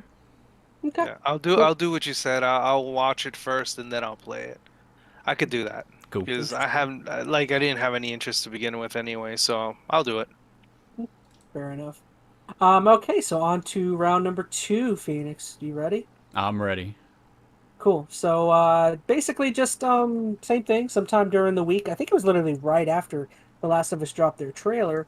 But basically Ryan Reynolds kind of just put up a YouTube video talking about how they basically had an official kind of reveal or teaser that they were getting to work on for Deadpool 3. And in the trailer, or it wasn't even a trailer, it was more of a sit down. But in it, he kind of talks about development for the movie, and then the big thing at the end for everybody was that he announced that, oh, I forgot his name, I have his Jackman. name. Really? Hugh Jackman. Jackman. I'm already starting to zone out. It's the whole point of this Huge topic. Jackman. I forgot. But basically, yeah, he's able to bring on Hugh Jackman somehow for this project, and Hugh Jackman's going to be, he's putting back the yellow good old- spandex. the metal fingies. I don't know. The metal thingies. The bone thingies? But I don't know. What do you guys think? I think this makes my excitement for the third movie more. I think I'm more excited. You go first, Metal. If you got anything. I'm indifferent. I'm indifferent either way. I like the Deadpool movies the way they are. Like I think it's cool. I think it's fine. Hopefully it'll add a little bit more a little bit more like flair to it, I suppose. Because I think there was a wasn't there something at the end of 2 that showed that? I think it was. I think from what I remember. I don't remember Can't 2 that remember. much. I remember 2. There was the Juggernaut, and then They showed like an end trailer of some sort, and it showed Wasn't like that they Wolverine. showed him like going back through his old movies or something? Like he went back to the original Yeah, yeah. Deadpool. It was some like weird time travel-y thing. 'Cause it wasn't there Oh, time with, travel in that game. with Or not game, Metal movie. Arm guy, Cable. Cable. Yeah, I think he did do that. You're right. Yeah, like the end, he jumped back through like old Yeah. movies, like save people and change things. I'm pretty sure it was a clip from Origins in there. I think so. That's what it was, and he just kind of showed up. It was kind of hilarious to me, and I was like, "Oh, that's cool." Is it making or breaking? Not really, not at all. I think it'll just be more fun. I just hope to see more like raunchy jokes and just more stupid stuff. And action, lots of action. That's all I care about. I did So. see Ryan Reynolds did post a funny tweet because he said, "Oh, everyone seems to be saying that this is the first time Deadpool and Wolverine are in the same movie together," and he posted a picture of them in the elevator during Origins. Yeah.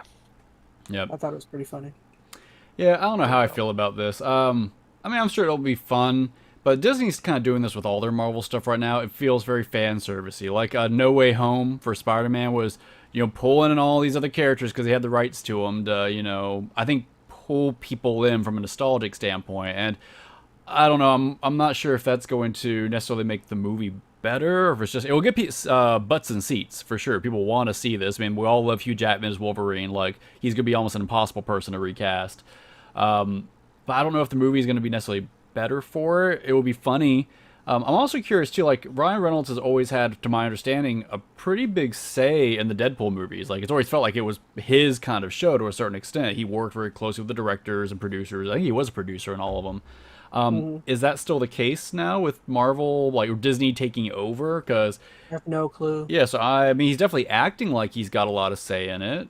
I don't know how true that is. I just don't know. Because this is going to be a very different movie to kind of bring into the MCU if they're going to keep that hard R associated with it and how that's going to play out. Like, I don't know. I also kind of curious, like, I don't know if you've seen pictures of Hugh Jackman recently, but they showed a picture of him and Ryan Reynolds together, and Hugh is so thin. Yeah, He's well, like he wasn't working out anymore. He didn't need to. Yeah, and he said he didn't want to play Wolverine anymore. So Yeah, I mean, really obviously, a sack full of money will convince anybody to do anything. But I'm very curious when this movie comes out, like what he's Will going to he be look the like. jacked Wolverine? Will he Well, be jacked, or did he agree to, like, listen, I'll do it, but I'll wear a jacket the whole time, so I don't. They I don't could have do to it look any number of red. ways. I did think I read that he was trying to beef up for the role. And, when you're, in that He's kind of like position. Almost 60, I think. He's like 56, 58. Yeah, it's tougher to put on muscle, but then again, he's also got personal trainers and people to help him with it. He already has the foundation for his physique. I'm sure he could get back into it. I'm sure he'll get bigger. I don't know if he'll be back to the extremes that he was in some of the prior movies, but I don't know if he needs to be necessarily. I don't know. I'm not really too worried about that, to be honest. I mean, he is Yeah. a much older individual than he was, because he was old in Logan, and that was a while ago. He actually, like, again, like, seeing him stand next to Ryan Reynolds, he's tiny. Mhm. He's actually, like, much shorter and way thinner. So I was like, oh, I mean, I guess, we've always said it, but Wolverine's supposed to be super short anyway, so Yeah. I don't know. I don't know. I mean, it's cool. I'm not gonna knock it because I am gonna want to see it.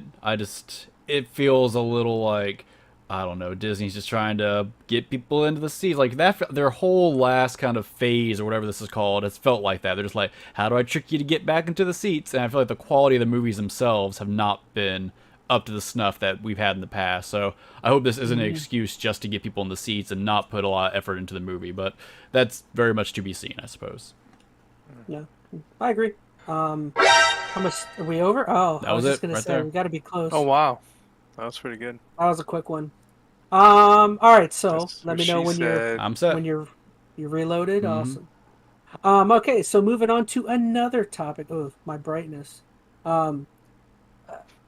I hate when I have to So pull up pasty articles pale, just like me. because I'm like right in front of the computer. But yeah, so basically another new announcement is that I believe what is it, the ESA, right? Is it not the ESA? That's a different. That's I forgot what their company name is. Anyways, Isn't it the ESA? Or 'cause it's not the ESRB. I'm pretty sure it's ESA. ESA, is it ESA? Maybe I'm not. gonna look it up. Your European Space Nice. Agency. That's European it. Space Agency. Yes. Ecological Society of America. All right, Whatever. whatever their main company is. I'm sure it's here if I look for Yeah, it. it's ESA, Entertainment Oh, Software it is Association. ESA. Those are Yeah. two different Software. companies. I like That's European interesting. Space Association. That's who I'm going to believe is Me behind too. this from now on. The It'd European be a much Space better Agency. show. They're the ones that announced video game conferences are happening again. Up on the International Space Station. The next rover game. What? Man, they really came back different after that break. Whole new venue. They really changed. Yeah, so basically they announced that E3 2023 is going to be happening. They did give a date and an announcement. They said the Legendary event will run from Tuesday, June 13th through June 16th. Basically, it is, an in-person event, which I believe this is the first in-person event since pre-COVID, because all the other ones Yeah, were... they canceled the Digital. last one. Canceled They were all the last one. They were digital. digital About before. what? 2 of them. Mm-hmm. Well, one, because they did one in 2021, and then 2022 got canceled. I think, right? Yeah. Was it This year was 2021 canceled. digital? Last year was digital. I don't remember what did we do in 2020? Did they have one? I mean, I that's don't even that's when remember. that's when COVID really hit. Yeah, I feel like they probably went So, digital I for that think they first one can't- too. I don't think they I canceled. think they had to it, did cancel. Did they? Man, I I don't don't even They remember. had. I remember. think they had It's been to. so I'm not long. Everything gonna canceled tell that you. year. Yeah. Well, either way. But either way, I mean, I'm not gonna keep go on, but like Yeah, I'll start the they just kind of said that based on how things are going and now that we're out of COVID and they feel comfortable, kind of just trying to go through with it. So what do you guys think? Are you guys excited? I feel like we've talked about when they were thinking about doing E3. That was like a topic we covered like every week Yeah. for a bit. I'm excited about. Well, they announced officially like a couple of months ago they were coming back, but I think at least I was pretty pessimistic of it, or I'm like, yeah, I doubt they're really going to come back. They're It saying was that. something I always thought they might, but Well, it was one of those things like I felt like they were just saying it to save face, so it didn't seem like Summer Game Fest or whatever took over. Like, yeah, we'll come back next year, and I figured, it's just gonna fall off and be gone. But the fact that they've now officially got dates, it means they probably had to get reservations and kind of put some money down. That's a good sign. So I've always liked E3. I know we've talked about this a bunch of times. Like E3 has definitely faltered and has not always been the show that it has been in the past, but it's still a fun time to just kind of consolidate, get all the gamers, and celebrate games. And for me, the Summer Game Fest didn't do that for me. Maybe because it was a digital affair, so that was kind of lacking. But because Jeff Keighley was hosting it. and I don't I'm kidding. and I don't care about really who the host is, but I like E3. I mean, even if all the announcements aren't great, it's just, even though I don't get into hype very often, it's fun to at least have something to be excited about in terms of gaming. Like, everybody right now is just so pessimistic about everything. They're arguing about all these different games for various reasons. Like, to have a moment where everybody's just like looking forward to new games and everybody's excited together. And I don't feel like we have that without E3. There's no just like focal point or we can all kind of jump behind. So I'm all in favor of having it come back. I'm like tentatively excited, but I think the big question with something like this is because they've been gone for so long, is who exactly are they going to get to like participate with them? Because Sony has not been doing a major event during this time frame. Xbox has been I mean, Xbox is the only one Xbox is that still I part of think it. Xbox I think will still be a part of it, but then Nintendo does their own thing now, so it's like so it's just Xbox and maybe they'll get Well, like PC. Nintendo doesn't do a presentation, though they haven't in a while, but they've always done a direct right beforehand or right during it, and they would still have a presence on the show floor. They would still have a Nintendo booth, and you go like play the games. So they were there. They just didn't do a showcase kind of thing, at least not in person. So I would imagine they'll still do the same thing. I mean, they could pull back, of course, but Sony's the only one that I knew like completely pulled out in recent years. But you'll still get all the other publishers. Like, I think a lot of people want this. They want the chance to network for one and kind of get everybody back together. And their format change, I think, is important. Like, I don't know if you mentioned it, and I just blacked out, but they're gonna have what 2 days that are all just business focused, like actual industry people, and then the other 2 days are going to be open to regular not vendors, yeah, public. I'm sorry, my brain isn't working anymore.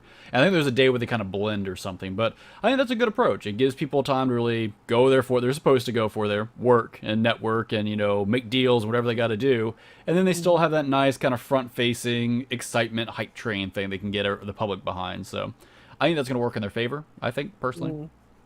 What about you, gamer? Do you like E3? You excited about this coming back?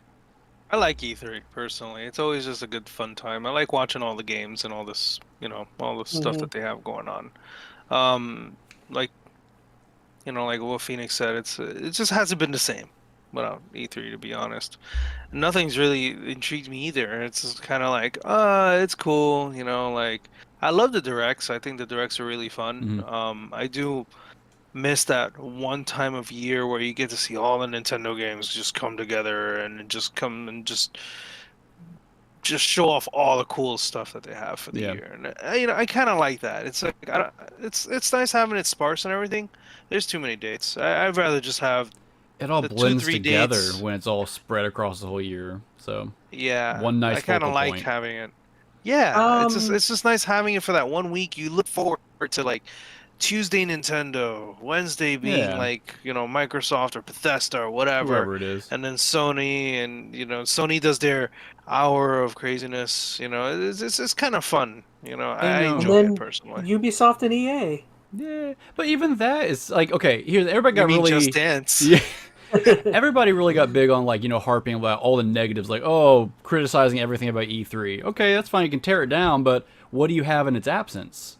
We've now seen kind of what we end up with. It's like, okay, what would you rather have? Absolutely nothing, or at least something. You can criticize it, but there is good things that come out of E3, even on bad years. So I'd rather have something rather than nothing. And well, I guess I'll just something I wanted to throw in last is just like, even though I guess I did bring up the point of like, well, who's going to be there with them and participate.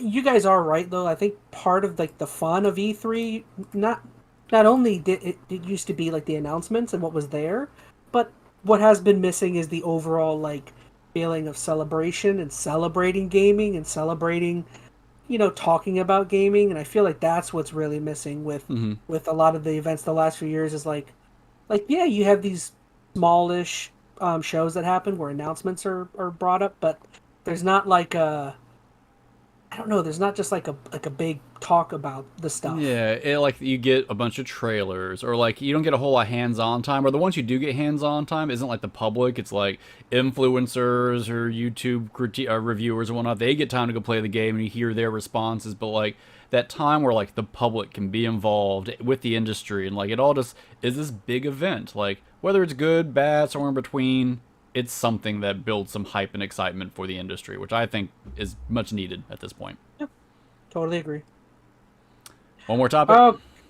One more last one. All right, I'm reset. For the speed round, I should say. So yeah, our final topic for the speed round is I didn't even bring up the article. That probably would be helpful. But basically, Google does as Google always does, is they Google decided is as to. Google does. Google is as Google does. They decided to go ahead and shut down Google Stadia. I've got my Didn't. Google. I've got my Oh, my- Stadia down here. I'm looking for My, it. oh, can you? Oh, I'm pointing right at my Google Stadia right there. Oh Ah. boy. Hold on, I don't have I the feel so camera on behind. you. I guess I should get one just for yeah. fun. Oh, I Yeah. had it somewhere. I moved it. Mine's right Is it there. under my desk? But It's gone. I lost it. but Gonna yeah, have It to doesn't pick matter one up. anymore. Google went ahead and decided to just ditch out on Stadia. I'll be honest, I didn't get to read the article, but did they say when they're shutting it down? Has it already been shut No, down? Did they it's give a date? it's right there, January 20 or January. January Okay, I 18th. see. Yeah. Yeah. Yeah. I mean, I'll give you the quick Uh, rundown in case you aren't sure of the details. So basically, they're not finding it apparently profitable. I don't know if they got that detailed in it, but here's the cool thing about it. If you bought anything through the Google platform, Stadia or the Google Store, they're refunding everybody, hardware and software. So as much as there's some downsides to this in general, I'm getting my money back, which is nice because I think I bought mine through a Google Store thing for like $20. So I literally got Stadia for free. So I think it sucks for those who actually invested in the platform, like purchased games on their ecosystem, because unless they transfer, or the companies who makes the games, the publishers transfer their saves, they're just out of their game progress, which stinks. That's what I was gonna say. Is there was one story of a guy or somebody who put in like 1,000 hours into some game, and they were like all mad because I think it was like Red Dead 2 or something. Right. Oh, you're right. It's Red Dead 2. Yeah, somebody who like put in a bunch of hours in that game, and it's like Rockstar is not going to transfer that free. I don't think so. Yeah, if they don't have the infrastructure already in place, I don't see them taking the time to do so. I know Bungie has talked about they're doing it for some of their stuff. I was going to say Destiny 2. That'd be a curious one. I think the biggest thing that people were saying is this was just blindsiding not just to consumers, but people in the industry who are still working on games for the Stadia. They didn't even realize this was coming out. So literally they find out sometimes everybody else, the game they're working on getting ready to launch on Stadia is now pointless. They wasted all their time and development costs into this thing, which that's gotta suck. I mean, I'm not a game developer by any extent of the imagination, but I understand some of the work that goes through to make these games happen, and to think you just worked for X amount of time and now you just have sunk development costs and maybe you're not getting paid for stuff. I mean, that is gonna hurt a lot of people. Yeah, So that's crappy. Are you guys? It just sounds terrible. Yeah. Are you guys sad that Stadia's gone? Does anybody have any cares or interested in this? I'm not necessarily. I mean, it's not surprising for me. I mean, again, I think we talked about it pre-recording, but there's an article you can go find of that shows all of the different projects and different products that Google has canceled over the years, and like, if you read that, there's like so many things where you're like, oh yeah, the writing was on the wall as soon as we heard that it was Google Stadia. If it could have been any other company, maybe there would have been some more hope behind it, but Google shuts down stuff. If it doesn't, I don't even know all their rationale. I'm assuming it just wasn't profitable for them or wasn't getting the traction they wanted, but it's a shame because from what I understand, the tech was pretty solid and actually worked pretty well. I know a lot of development companies like Bungie actually utilize Stadia for development purposes. They could easily log in, I think, builds of their games and basically, test things out without having to run it locally on their engines, which that's a pretty big boon to their productivity. And from what I understand, Stadia from the commercial side, or I should say consumer side, is shutting down, but it's still being used in those type of avenues for like other businesses to utilize the technology for development and stuff like that. So the technology's not gone. It's just not going to have like a public-facing game platform. Yeah, just a random idea. This has nothing to do with Stadia, but like you were talking about the profitability of the platform. It just kind of reminds me of what was going on with Twitter right now with Elon Musk and him wanting to buy it.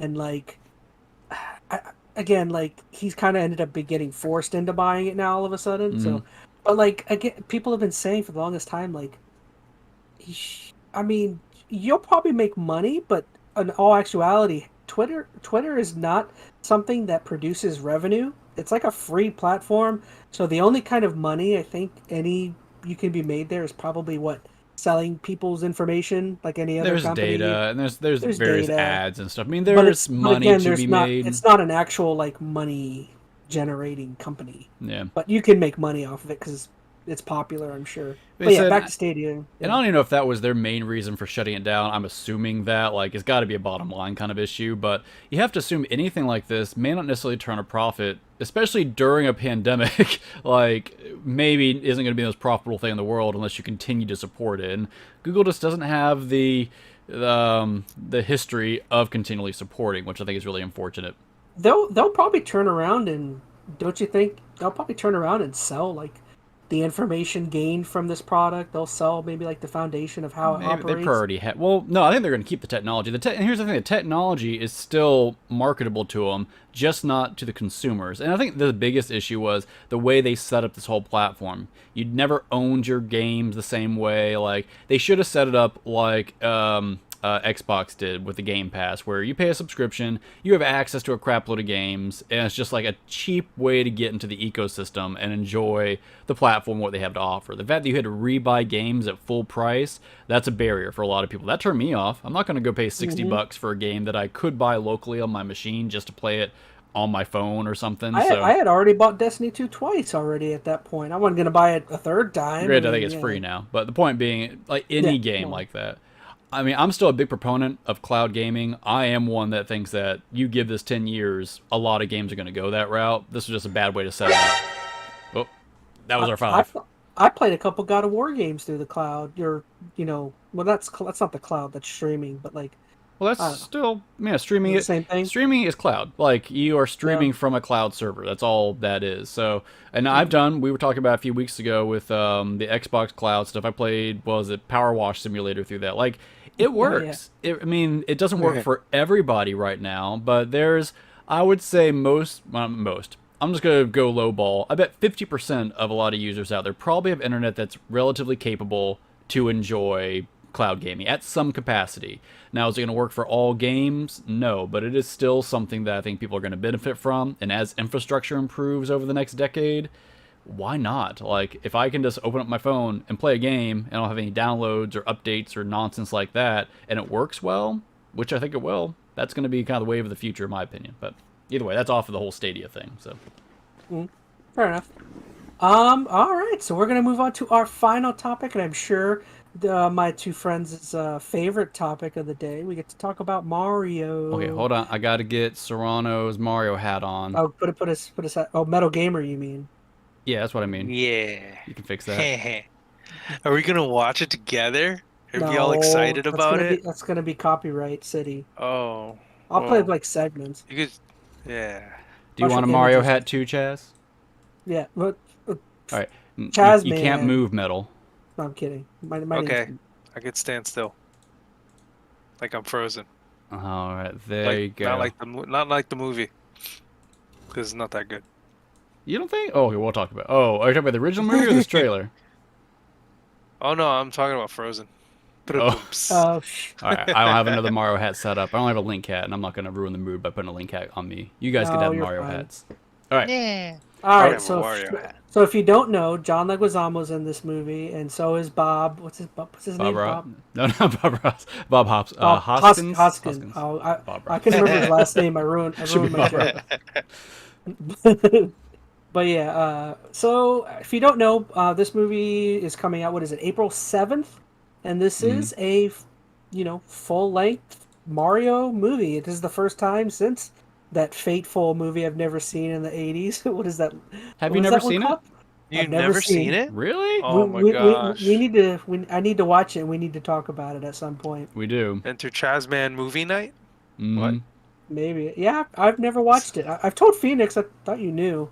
I've never actually didn't sat down and remember. watched it. I've only watched. Like, It's worth a clips. watch. Not for it being a good movie. It's just worth a watch. It will make you think things. I and Maybe- feel saw it things. in theaters once. You saw it in close theaters? to- Wow. Yeah, because Oh. I was young. It was My super mom hype. took me to Like, see it. I don't think I saw it in theaters, but I remember the hype around it, and everyone was all It about was it. crazy. It was insane. Should we? I remember the place being packed. We'll pick a date, but maybe closer to this release movie. Maybe in like January, February. We should talk about it. Sure. Something like that. I don't know. We'll come up with a date. But yeah, this is the famous Chris Pratt that everyone's been talking about. He's voicing Mario, and Keegan Michael Key's in it. I know Anna Taylor-Joy, Jack Black, bunch of names. Big names too. But yeah, it looks. You guys have it both looks seen really it, good. right? I've seen it. Why don't we just play it and we'll just gotta talk Yeah. through it? I Yeah, can't. let's There's just play it. copyright. I can't play too much. but I'll play a I've segment. seen every YouTuber in the world streaming a Yeah, reaction you to could this thing. just don't like, play the sound. Yeah, you don't have to. No, Like, I will still get copyright claimed. I believe. Okay, fine. I was Granted, a I copyright don't claim. think so, man. It's up to you. I mean, Fine. no, I'm not gonna get you in trouble. I'm not. We won't do it. I don't want to risk it. Whatever. But I was we're not- watching like Kind of Funny. They freaking watched the whole thing like 3 times, and their video's because still up. they're probably tight with Nintendo or some company or something. Either way, we don't have to. It's fine. I don't care. I'm not gonna make. I'm not showing it. I'm not showing it. Nope. I'm not monetized. I'm not going to so be I'm the not reason that your channel gets lit on fire. Just show. Now I want you to show it because now I've been playing it this whole time. It's too late. I'm not doing it. do you Anyways, guys think? yeah. What do you think? I love the visuals. Like, I thought though it looked fantastic. I was like, wow, this looks really good. The amount of detail is ridiculous on it. Bowser looks Is super it cool. Illumination? The people who do Minions. Minions, I think it is. Minions, yeah. Yeah, like they really took it. I was like, wow, this is. I pretty love nice. the size of Bowser's castle versus the penguins. Yeah. I kept thinking to myself, where the hell did they get that from? I don't know. Well, that's what I like, think is cool that- is they're taking some liberties. Like it's clearly inspired by Mario, but in a very traditional sense. But everything's just exaggerated. They've had their own kind of spin on it. So I like because here's the thing too with Mario, you've got a lot of room to do whatever you want to with it. There's so many variations of the games and whatnot, and a lot of stuff see that isn't fully Bowser's- visualized. See his castle in the back on the left of the volcano. Yeah. I mean, it's cool. not far fetched. I mean, Mario 3 was all lavas and tanks and Mhm. Yeah. army stuff, so it's pretty there. Yeah, I mean, I loved this first half. Like, and everybody's saying This that, whole but thing- Bowser is the star of this so far. Oh yeah. I And mean, Jack Black does a really good job with his voice on it. this part's so funny, yeah, where the penguins they all Mhm. throw their snowballs and Yeah, it's king's genuinely funny. Like, I mean, it's Yeah. cute funny, but you know, But it works. Yeah, it works. It's not like cheesy funny so far that I haven't seen. It looks like it's got a good tone as far as the humor is concerned. I'm digging it. Yeah. I love the amount of power that Bowser has, though. Mhm. Like, he blows this, like, flame, and it's just immense. Like, it's Demolishes. huge. I love too I, what Kamek does right here, where he freaking picks him up and throws Yeah. him. Yeah. It's like, whoop, and then just tosses him. Love that. It's like, dude, I can already tell like look at that. That's nonsense. I Like, can already tell Phoenix like forgetting his kid somewhere, rushing into the theater so quickly to sit down. oh, dude. That, I was I'm trying to forgetting- debate if I was gonna try to watch this with like you guys or if I was just watching my daughter. My daughter's excited. Like I showed her this trailer, she's like, "Thank Yeah. you for showing me that. That was great." I'm like, Oh, "You're the man. best kid." So I just like Nah. you leave her at the lunch stand because you're like just in such a hurry.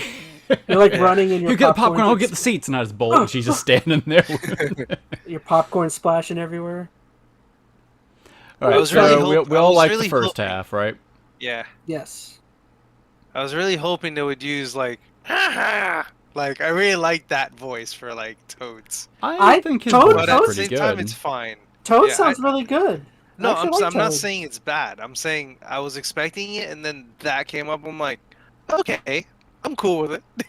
So can I throw a suggestion? This is something that I actually would. I know a lot of people. If you, I don't see how you could have avoided it, but like everybody has been ripping on Chris Pratt and doing his Chris Pratt voice for this Mario, and I'll be honest, I would have preferred. I don't know. I know it's not the popular thing to do, but like I would have preferred if everyone had a voice except for Mario. Like I don't know That would why. not have worked. I do not think that I would have don't worked know, at man. all. But In this why kind does of movie, Mario... well, they're setting everybody up as narrative characters with like their own agency and perspective. Like you couldn't have everybody else talking, not him. But even in the games, Mario doesn't talk. Nobody Everyone talks else in the has games. speech bubbles. They all have speech bubbles. Mario's the only one that doesn't talk. Mario's had a few little speech bubbles in the past. Has he? Well, I mean, not only that, but you know, don't forget that in Sunshine they talked a lot, Yeah. especially Bowser. Well, I know that, but I mean that's what I'm saying. I don't mind them having voices. I don't think that would have worked. I think that would have felt so awkward if he didn't say anything and just made his "woohoo, it's a me." Like that would have been so annoying. Yeah, I think this is fine. Imagine an hour and a half of just listening to Charles Martinet. And see, that's where and that's something that's different. Like, everybody I know is going on Chris Pratt. And here's the thing, there's a lot of hate for Chris Pratt for more than just this movie. I'm going to review Mario Hut, Chaz. It's blind in your face.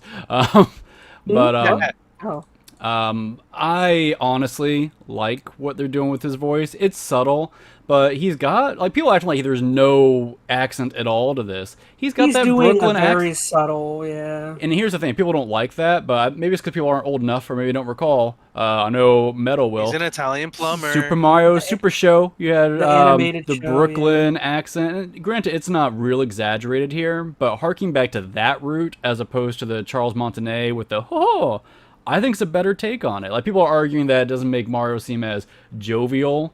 Maybe it's just my mental picture. I've got a gritty Mario in my head. Like, that's the Mario I grew up with, watching it on the Super Show and stuff like that. He was this grizzled, kind of deep plumber, and that's my Mario. So, and this sounds like it's going to be an in-between. I don't think he's going to be that super gritty, gravelly Brooklyn accent. I think he'll have some lightness to it.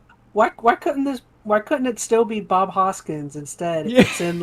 It's in like Who Framed Roger Rabbit, where he's the only like real character, and everyone else is animated. I would definitely watch that. I don't know. Honestly, just about everything I've seen in the trailer, I like the voices included. And here's the thing: even if Chris Pratt stuff isn't the best, we've literally heard 9 words out of his mouth. Like, Bowser had more, I think, to do, speaking-wise. The Penguin King had more to speak in this trailer. Like, to completely, just bomb Chris Pratt over these 2.5 lines, if that, it's not fair. And I don't think it's terrible. Will it be the best performance? Maybe not. But Chris Pratt's also done a decent enough work in his other voice acting gigs. Like the Lego Movie. Yeah, it wasn't a crazy role, but he did a good job there. And he's always been a serviceable actor. I think it's going to be fine. I don't know. People can hate me for it. I don't care. And there's another change I saw people making a fuss of, but they were all talking about how flat his butt is. Yeah, who cares? In the video game... Well, look at it like this. In the video game, he has a massive donk. Well, there's a reason for that. It's because of all the jumping. All the jumping. So, remember, he's finally going through that stupid tunnel. So, what do you do as a plumber? Not exercise. Come on, guys. That's the thing. He's just coming to the Mushroom Kingdom. Maybe there's going to be a workout montage where he starts doing squats with Toad, and that's how he builds up his glutes. So I don't know. I mean, he's not even jumping as high. Like, I guess he builds his jumping chops like later on. Like he jumps on the little mushroom. He's just like, woohoo! It's like, all right, that's cool. I'm not watching it. Mario doesn't have a massive fatty. I'm not watching. He just. People are just wanting to tear this movie apart where they can. Like, I don't know. I just thought people are gonna do what people do.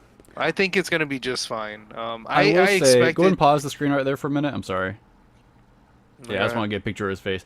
I'm honestly surprised they went with this kind of uncanny valley, kind of off Mario. Like, I expected them to make Mario look almost just like the games. Sonic, the original like very Sonic? bubbly, bubbly. Well, here's my point. Like, Nintendo is very heavily involved in this movie. Like, Miyamoto is telling them cues for cameos and stuff like that, and they're usually pretty controlling over their characters. And Nintendo has obviously tried to set up a very particular look for Mario over the past 2 decades or however long of Mario 3D games. I would have thought they would have wanted to stick as close to that 3D representation as possible, just for consistency's sake. I mean, apparently not, because they've definitely taken some liberties with his facial structure and whatnot. But that's one thing I'm most surprised about.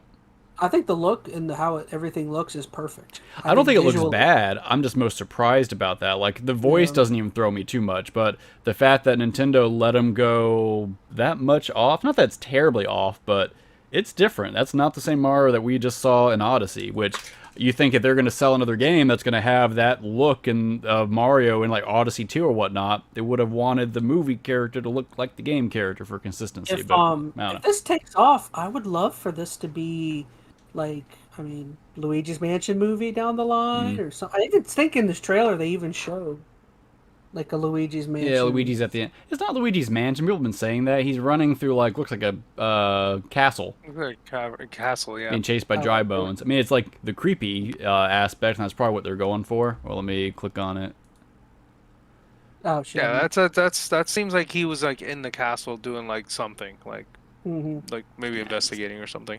Like when you really think about it, like if this is supposed to be like the very beginning, Yeah, it's a castle. You saw it in the back. Like, yeah, this makes total sense on why they would want to go this route.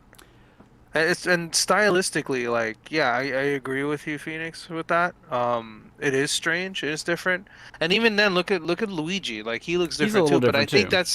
But I think that's just the style that they went with because Illumination has a particular style that they're going with. I'm just surprised that Nintendo gave them that much flex, because Nintendo for the longest time, that's why we haven't seen a Mario movie in 20 years. They were so upset with how the Bob Hoskins one turned out because they didn't have any control over it. I think they gave too much privilege away to whoever did that movie. You know, like, we're never doing that again. So maybe it's better. Maybe they aren't as controlling with this or letting Illumination do their thing. Wasn't Super Mario Brothers wasn't that movie now considered a that's one of those movies now where they what's that universal name they have for directors that don't want to be tied to their movies? So that movie from now on is forever has like a specific name that refers to directors who don't want to be tied to it. I never heard of that. I have no idea. Yeah, it's I'm gonna know that was a thing. And overall, I mean, I like the look. I'm not saying I don't. That was just one thing that surprised me. I was expecting Mario and Luigi to look really close to their video game counterparts. Not that they look incredibly off. They've let Illumination clearly do their thing. But look at Bowser. I mean, Bowser's pretty spot on. That like he's a little different, but not much. It's called Alan Smithy. It is an official. Heard of that. It is an official pseudonym used by film directors who wish to disown a project. Huh. I never heard of that at all. Yeah, those are directors that are like, I had a horrible time with this movie. I don't want it to be. Interesting. I don't want to be tied to it. Fair enough. Well, who is the director? I have the Laserdisc over here. It was. I don't know. I might be wrong about that. I right. thought I'm curious now who the director was. Oh, it doesn't say on the cover. Oh, never mind. Have you heard the stories of that though? They said that the production of that movie was so awful. There's a whole history there, man. They said Bob Hoskins was drunk like every day when he recorded if you see the movie and the part he had to play, you probably would be too. It was it's a rough thing, but I'm digging this. I don't have the hate for Chris Pratt that everybody else does. And once again, I think it goes beyond this Mario role. People hate Chris Pratt for a lot of reasons right now. Whether it's warranted or not, I don't really care to get into, but I think he's going to do a fine job in this. There's going to be, even if it's just a fine performance, there's going to be enough roles in here that are going to carry it. Bowser with Jack Black is obviously going to be a standout. I'm curious, Seth Rogen as Donkey Kong. I don't know if that's going to sell as well, but I'm curious more now than anything else. So. Well, who's Michael Keegan Key playing as? He's like, Toad. That's an interesting one. He's the one that's playing Toad? Yeah, that voice coming out of that dude. I know. That's weird. I'm curious if is that natural? It's pitched up, right? Okay, I'm about to say there's no way he's doing that voice straight up. No, they said his voice is pitched up. Huh. And I think it sounds pretty good. No, it sounds fine. Yeah. This is funny. My one thing is that I'm kind of annoyed by though is again, you don't want to have Charles Martinet as Mario. But they have him in the credits right here at the bottom. They have him for he's every doing Mario other project. stuff. Yeah, well, he's doing something for this project. Like I think he's doing other voice acting roles in it. He's not doing Mario, but he's doing other things. He does like everything on Mario games anyway. Here's the thing, and then people have said this, and I am in agreement with it.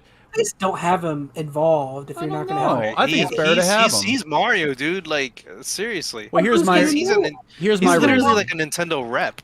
That for one, I think that's. Who's going to know that he is the voice of Mario? You don't need to. Okay, here's the thing: the fact that he's up there, I think it's respectful to have him because he once again has been an iconic. Even though the director has chosen not to go that route with the voice, the fact that they are willing to still put him on there and pay him respect to have him up there and let him do other work. That's a big, tipping of the hat thing. And to be fair, although I love, his little "it's a me" kind of voice style throughout all, the Mario decades, however you want to look at it, I would probably be driven crazy if I had to listen to that voice direction for an hour and a half. The ho-ho, hey, ho-ho, the whole time, that would be a lot. I think the Brooklyn one's actually going to read a lot better, personally. Yeah, fake. Yeah. fake Nintendo What? fans. I What? think What it's is your fine. issue with it? Like, I really don't understand. What's your issue with him not doing Mario but still being listed there? I guess it's more of like a mainstream thing where like yeah, Mario's mainstream, but in terms of like a mainstream film audience, I feel like him getting the recognition as playing Mario in that way would give him more recognition for doing that. I don't know. I feel like I just don't throwing know, I his think man. name even here, if they did, people aren't going to know. most people aren't going to know. You're right. Most people, I the mean- general audience that you're thinking is going to give him the respect, they're not going to care. A lot of people aren't going to care that it's Chris Pratt. This is going to be a kids movie for most people. Kids are not going to care if it's Chris Pratt, Jack Black. You could put It's just freaking Mario. Danny DeVito in there. Nobody's going to care. I mean, at least not the mainstream audience, I don't think. So I think Yeah. it's nice to have him up there. The director clearly took a different route with the voice. They chose, for whatever reason, not to use Charles Martinet in that role. But then this gives him at least the opportunity to have some billing, some relationship to this production. And I think that shows respect more than anything else, personally. Yeah. Now, if you can reach out to Charles Martinet and see how he feels, get him as a guest on our podcast, then he can tell us if I'm Dude, full that of would it. be But boss. Good luck. get those connections going. I don't Yeah. think our channel can blow up that fast in Hey, the All next right, few weeks. all three of you out there, I'm calling you. Go use all your connections, make this this Spam. episode blow up. Help us get Charles Martinet on the next episode of EnteR ChazmaN. There we go. Spam Charles Martinet's new email list. You're gonna have to go on those Cameo will and see talk if he's on there. Just pay him $50. Yeah. Yeah. But yeah, so I guess overall, I mean, I'm actually still excited for the movie, even though I was crapping on Chris Pratt and Charles Martinet's not being more involved or having a larger role. I'm so crazy excited. Yeah. I think the quality looks great. I think visually it looks fantastic. And it seems like they really have respect for the source material. I know people always talk about, like, and with Mario, you've got this whole rich, it's a weird lore. It's not like it's super consistent, but there's so much to pull from, and you can see they're having fun with it. Like, the fact they have the penguins in there is really cool. Like, that's not exactly, like, a real common thing people will associate with Mario, but to have the Yeah. Penguin Kingdom in there, like, I think the references and just what they're going to pull into this movie from a cameo perspective or Easter egg kind of stuff is going to be really fun to watch. Yeah. And not for nothing, but the whole like Bowser thing that happens there, like it's not unusual for him to be like the direction that they have him going is like not unusual for Bowser to do anyway, because that's a normal thing. Like he would do some nonsense like that. You know, flying half a country over just to destroy something. Well, the nice It's thing, like cool, no problem. the nice thing too, I think this will help with Jack Black kind of being the one leading that character is, here's the thing. Bowser, although he's the villain of these Mario movies, it's just as common to see him, you know, playing tennis with him on the weekend. So to keep Jack Black, who can kind of lighten the tone a little bit, I think is going to just add, I don't know, some better tone to that character. So he can still be a menacing character, but he could also play a little more comical. He could maybe go the buddy-buddy route at some point if they wanted. Like, I think it's going to help that character not be one note, which is going to be fun.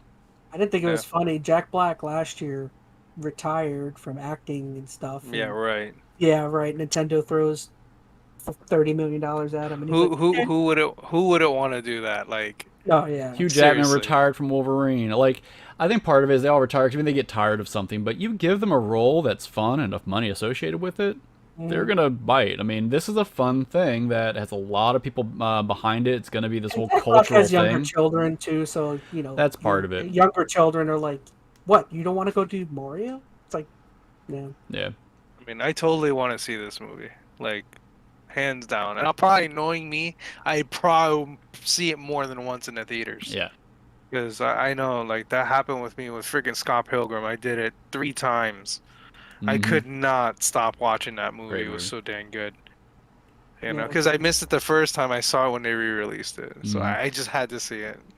Hmm. So I'm definitely gonna do that with this one.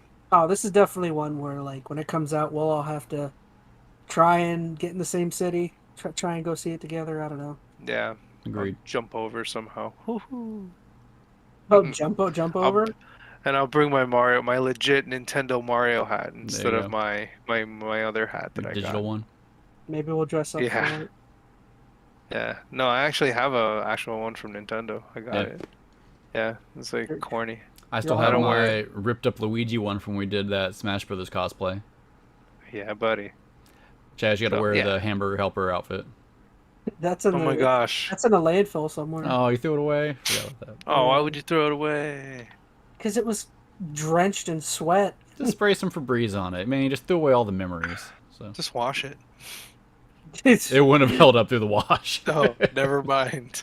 I Just should've spray with Febreze and some vinegar. It'll be fine. I should have just dropped it off at Goodwill. They would have been like, "What?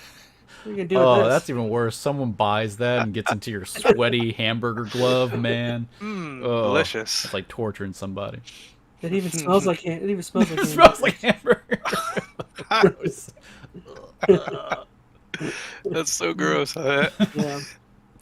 All right, so I Alright. guess we are rounding out. We touched on every freaking topic, man. So I guess for when our next episode is going to happen. So as it turns out, because we are shifted over to a bi-weekly thing.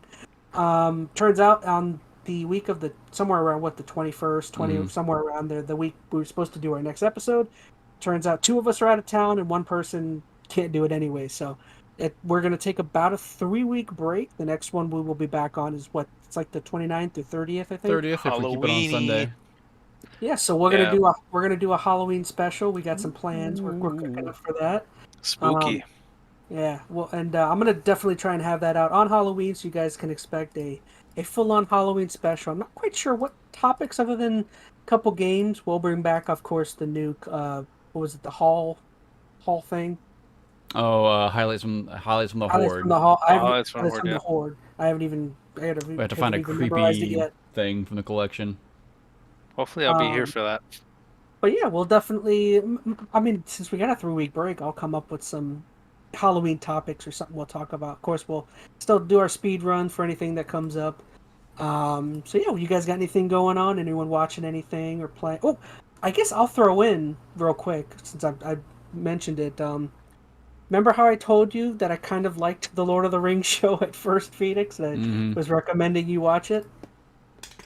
Don't watch it. I didn't have plans on it, so. Yeah, the first few episodes are really good, and I'll tell you, man, the writing for that show it's pretty bad now. All of a sudden, the last 3-4 episodes it's boring and stuff doesn't make sense, and they've really branched off from Lord of the Rings, Tolkien stuff that I'm just gonna watch this season, and I'm probably not gonna watch more unless something crazy happens. But I don't know. I just wanted to throw that out there. Don't watch it if I didn't have. I mean, I'm not the biggest Lord of the Rings guy anyway, but I don't know. Just the stuff going on around that show and the kind of general setup for it, I was never all that interested. the problem with the show isn't even I remember the problem. A lot of people were like, "Oh, the color of the dwarves and women with beards." It's like all of that stupid cultural stuff.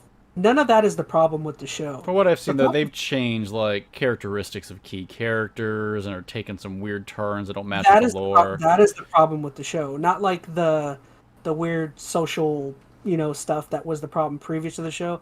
The main problem is that they drifted so far away from some of the lore and the characters. It's and the writing is bad. The writing's bad. Well, yeah, that one was always going to be all you, so don't worry. Yeah. I'll stay Oh, far don't away. get. I've still been covering it every week, so. Wow. So yeah, sorry about that. I just wanted to throw that out there. What else do you guys got going on? Not sure. I know we were talking about looking at potentially doing an anime segment in the future. Oh, I forgot about that. So we've had a couple of animes we've been bouncing back and forth. If everybody in the comments has any suggestions, I mean, going into the Halloweeny season, if there's some creepy, spooky anime that might be fun. I know we've been bouncing a few.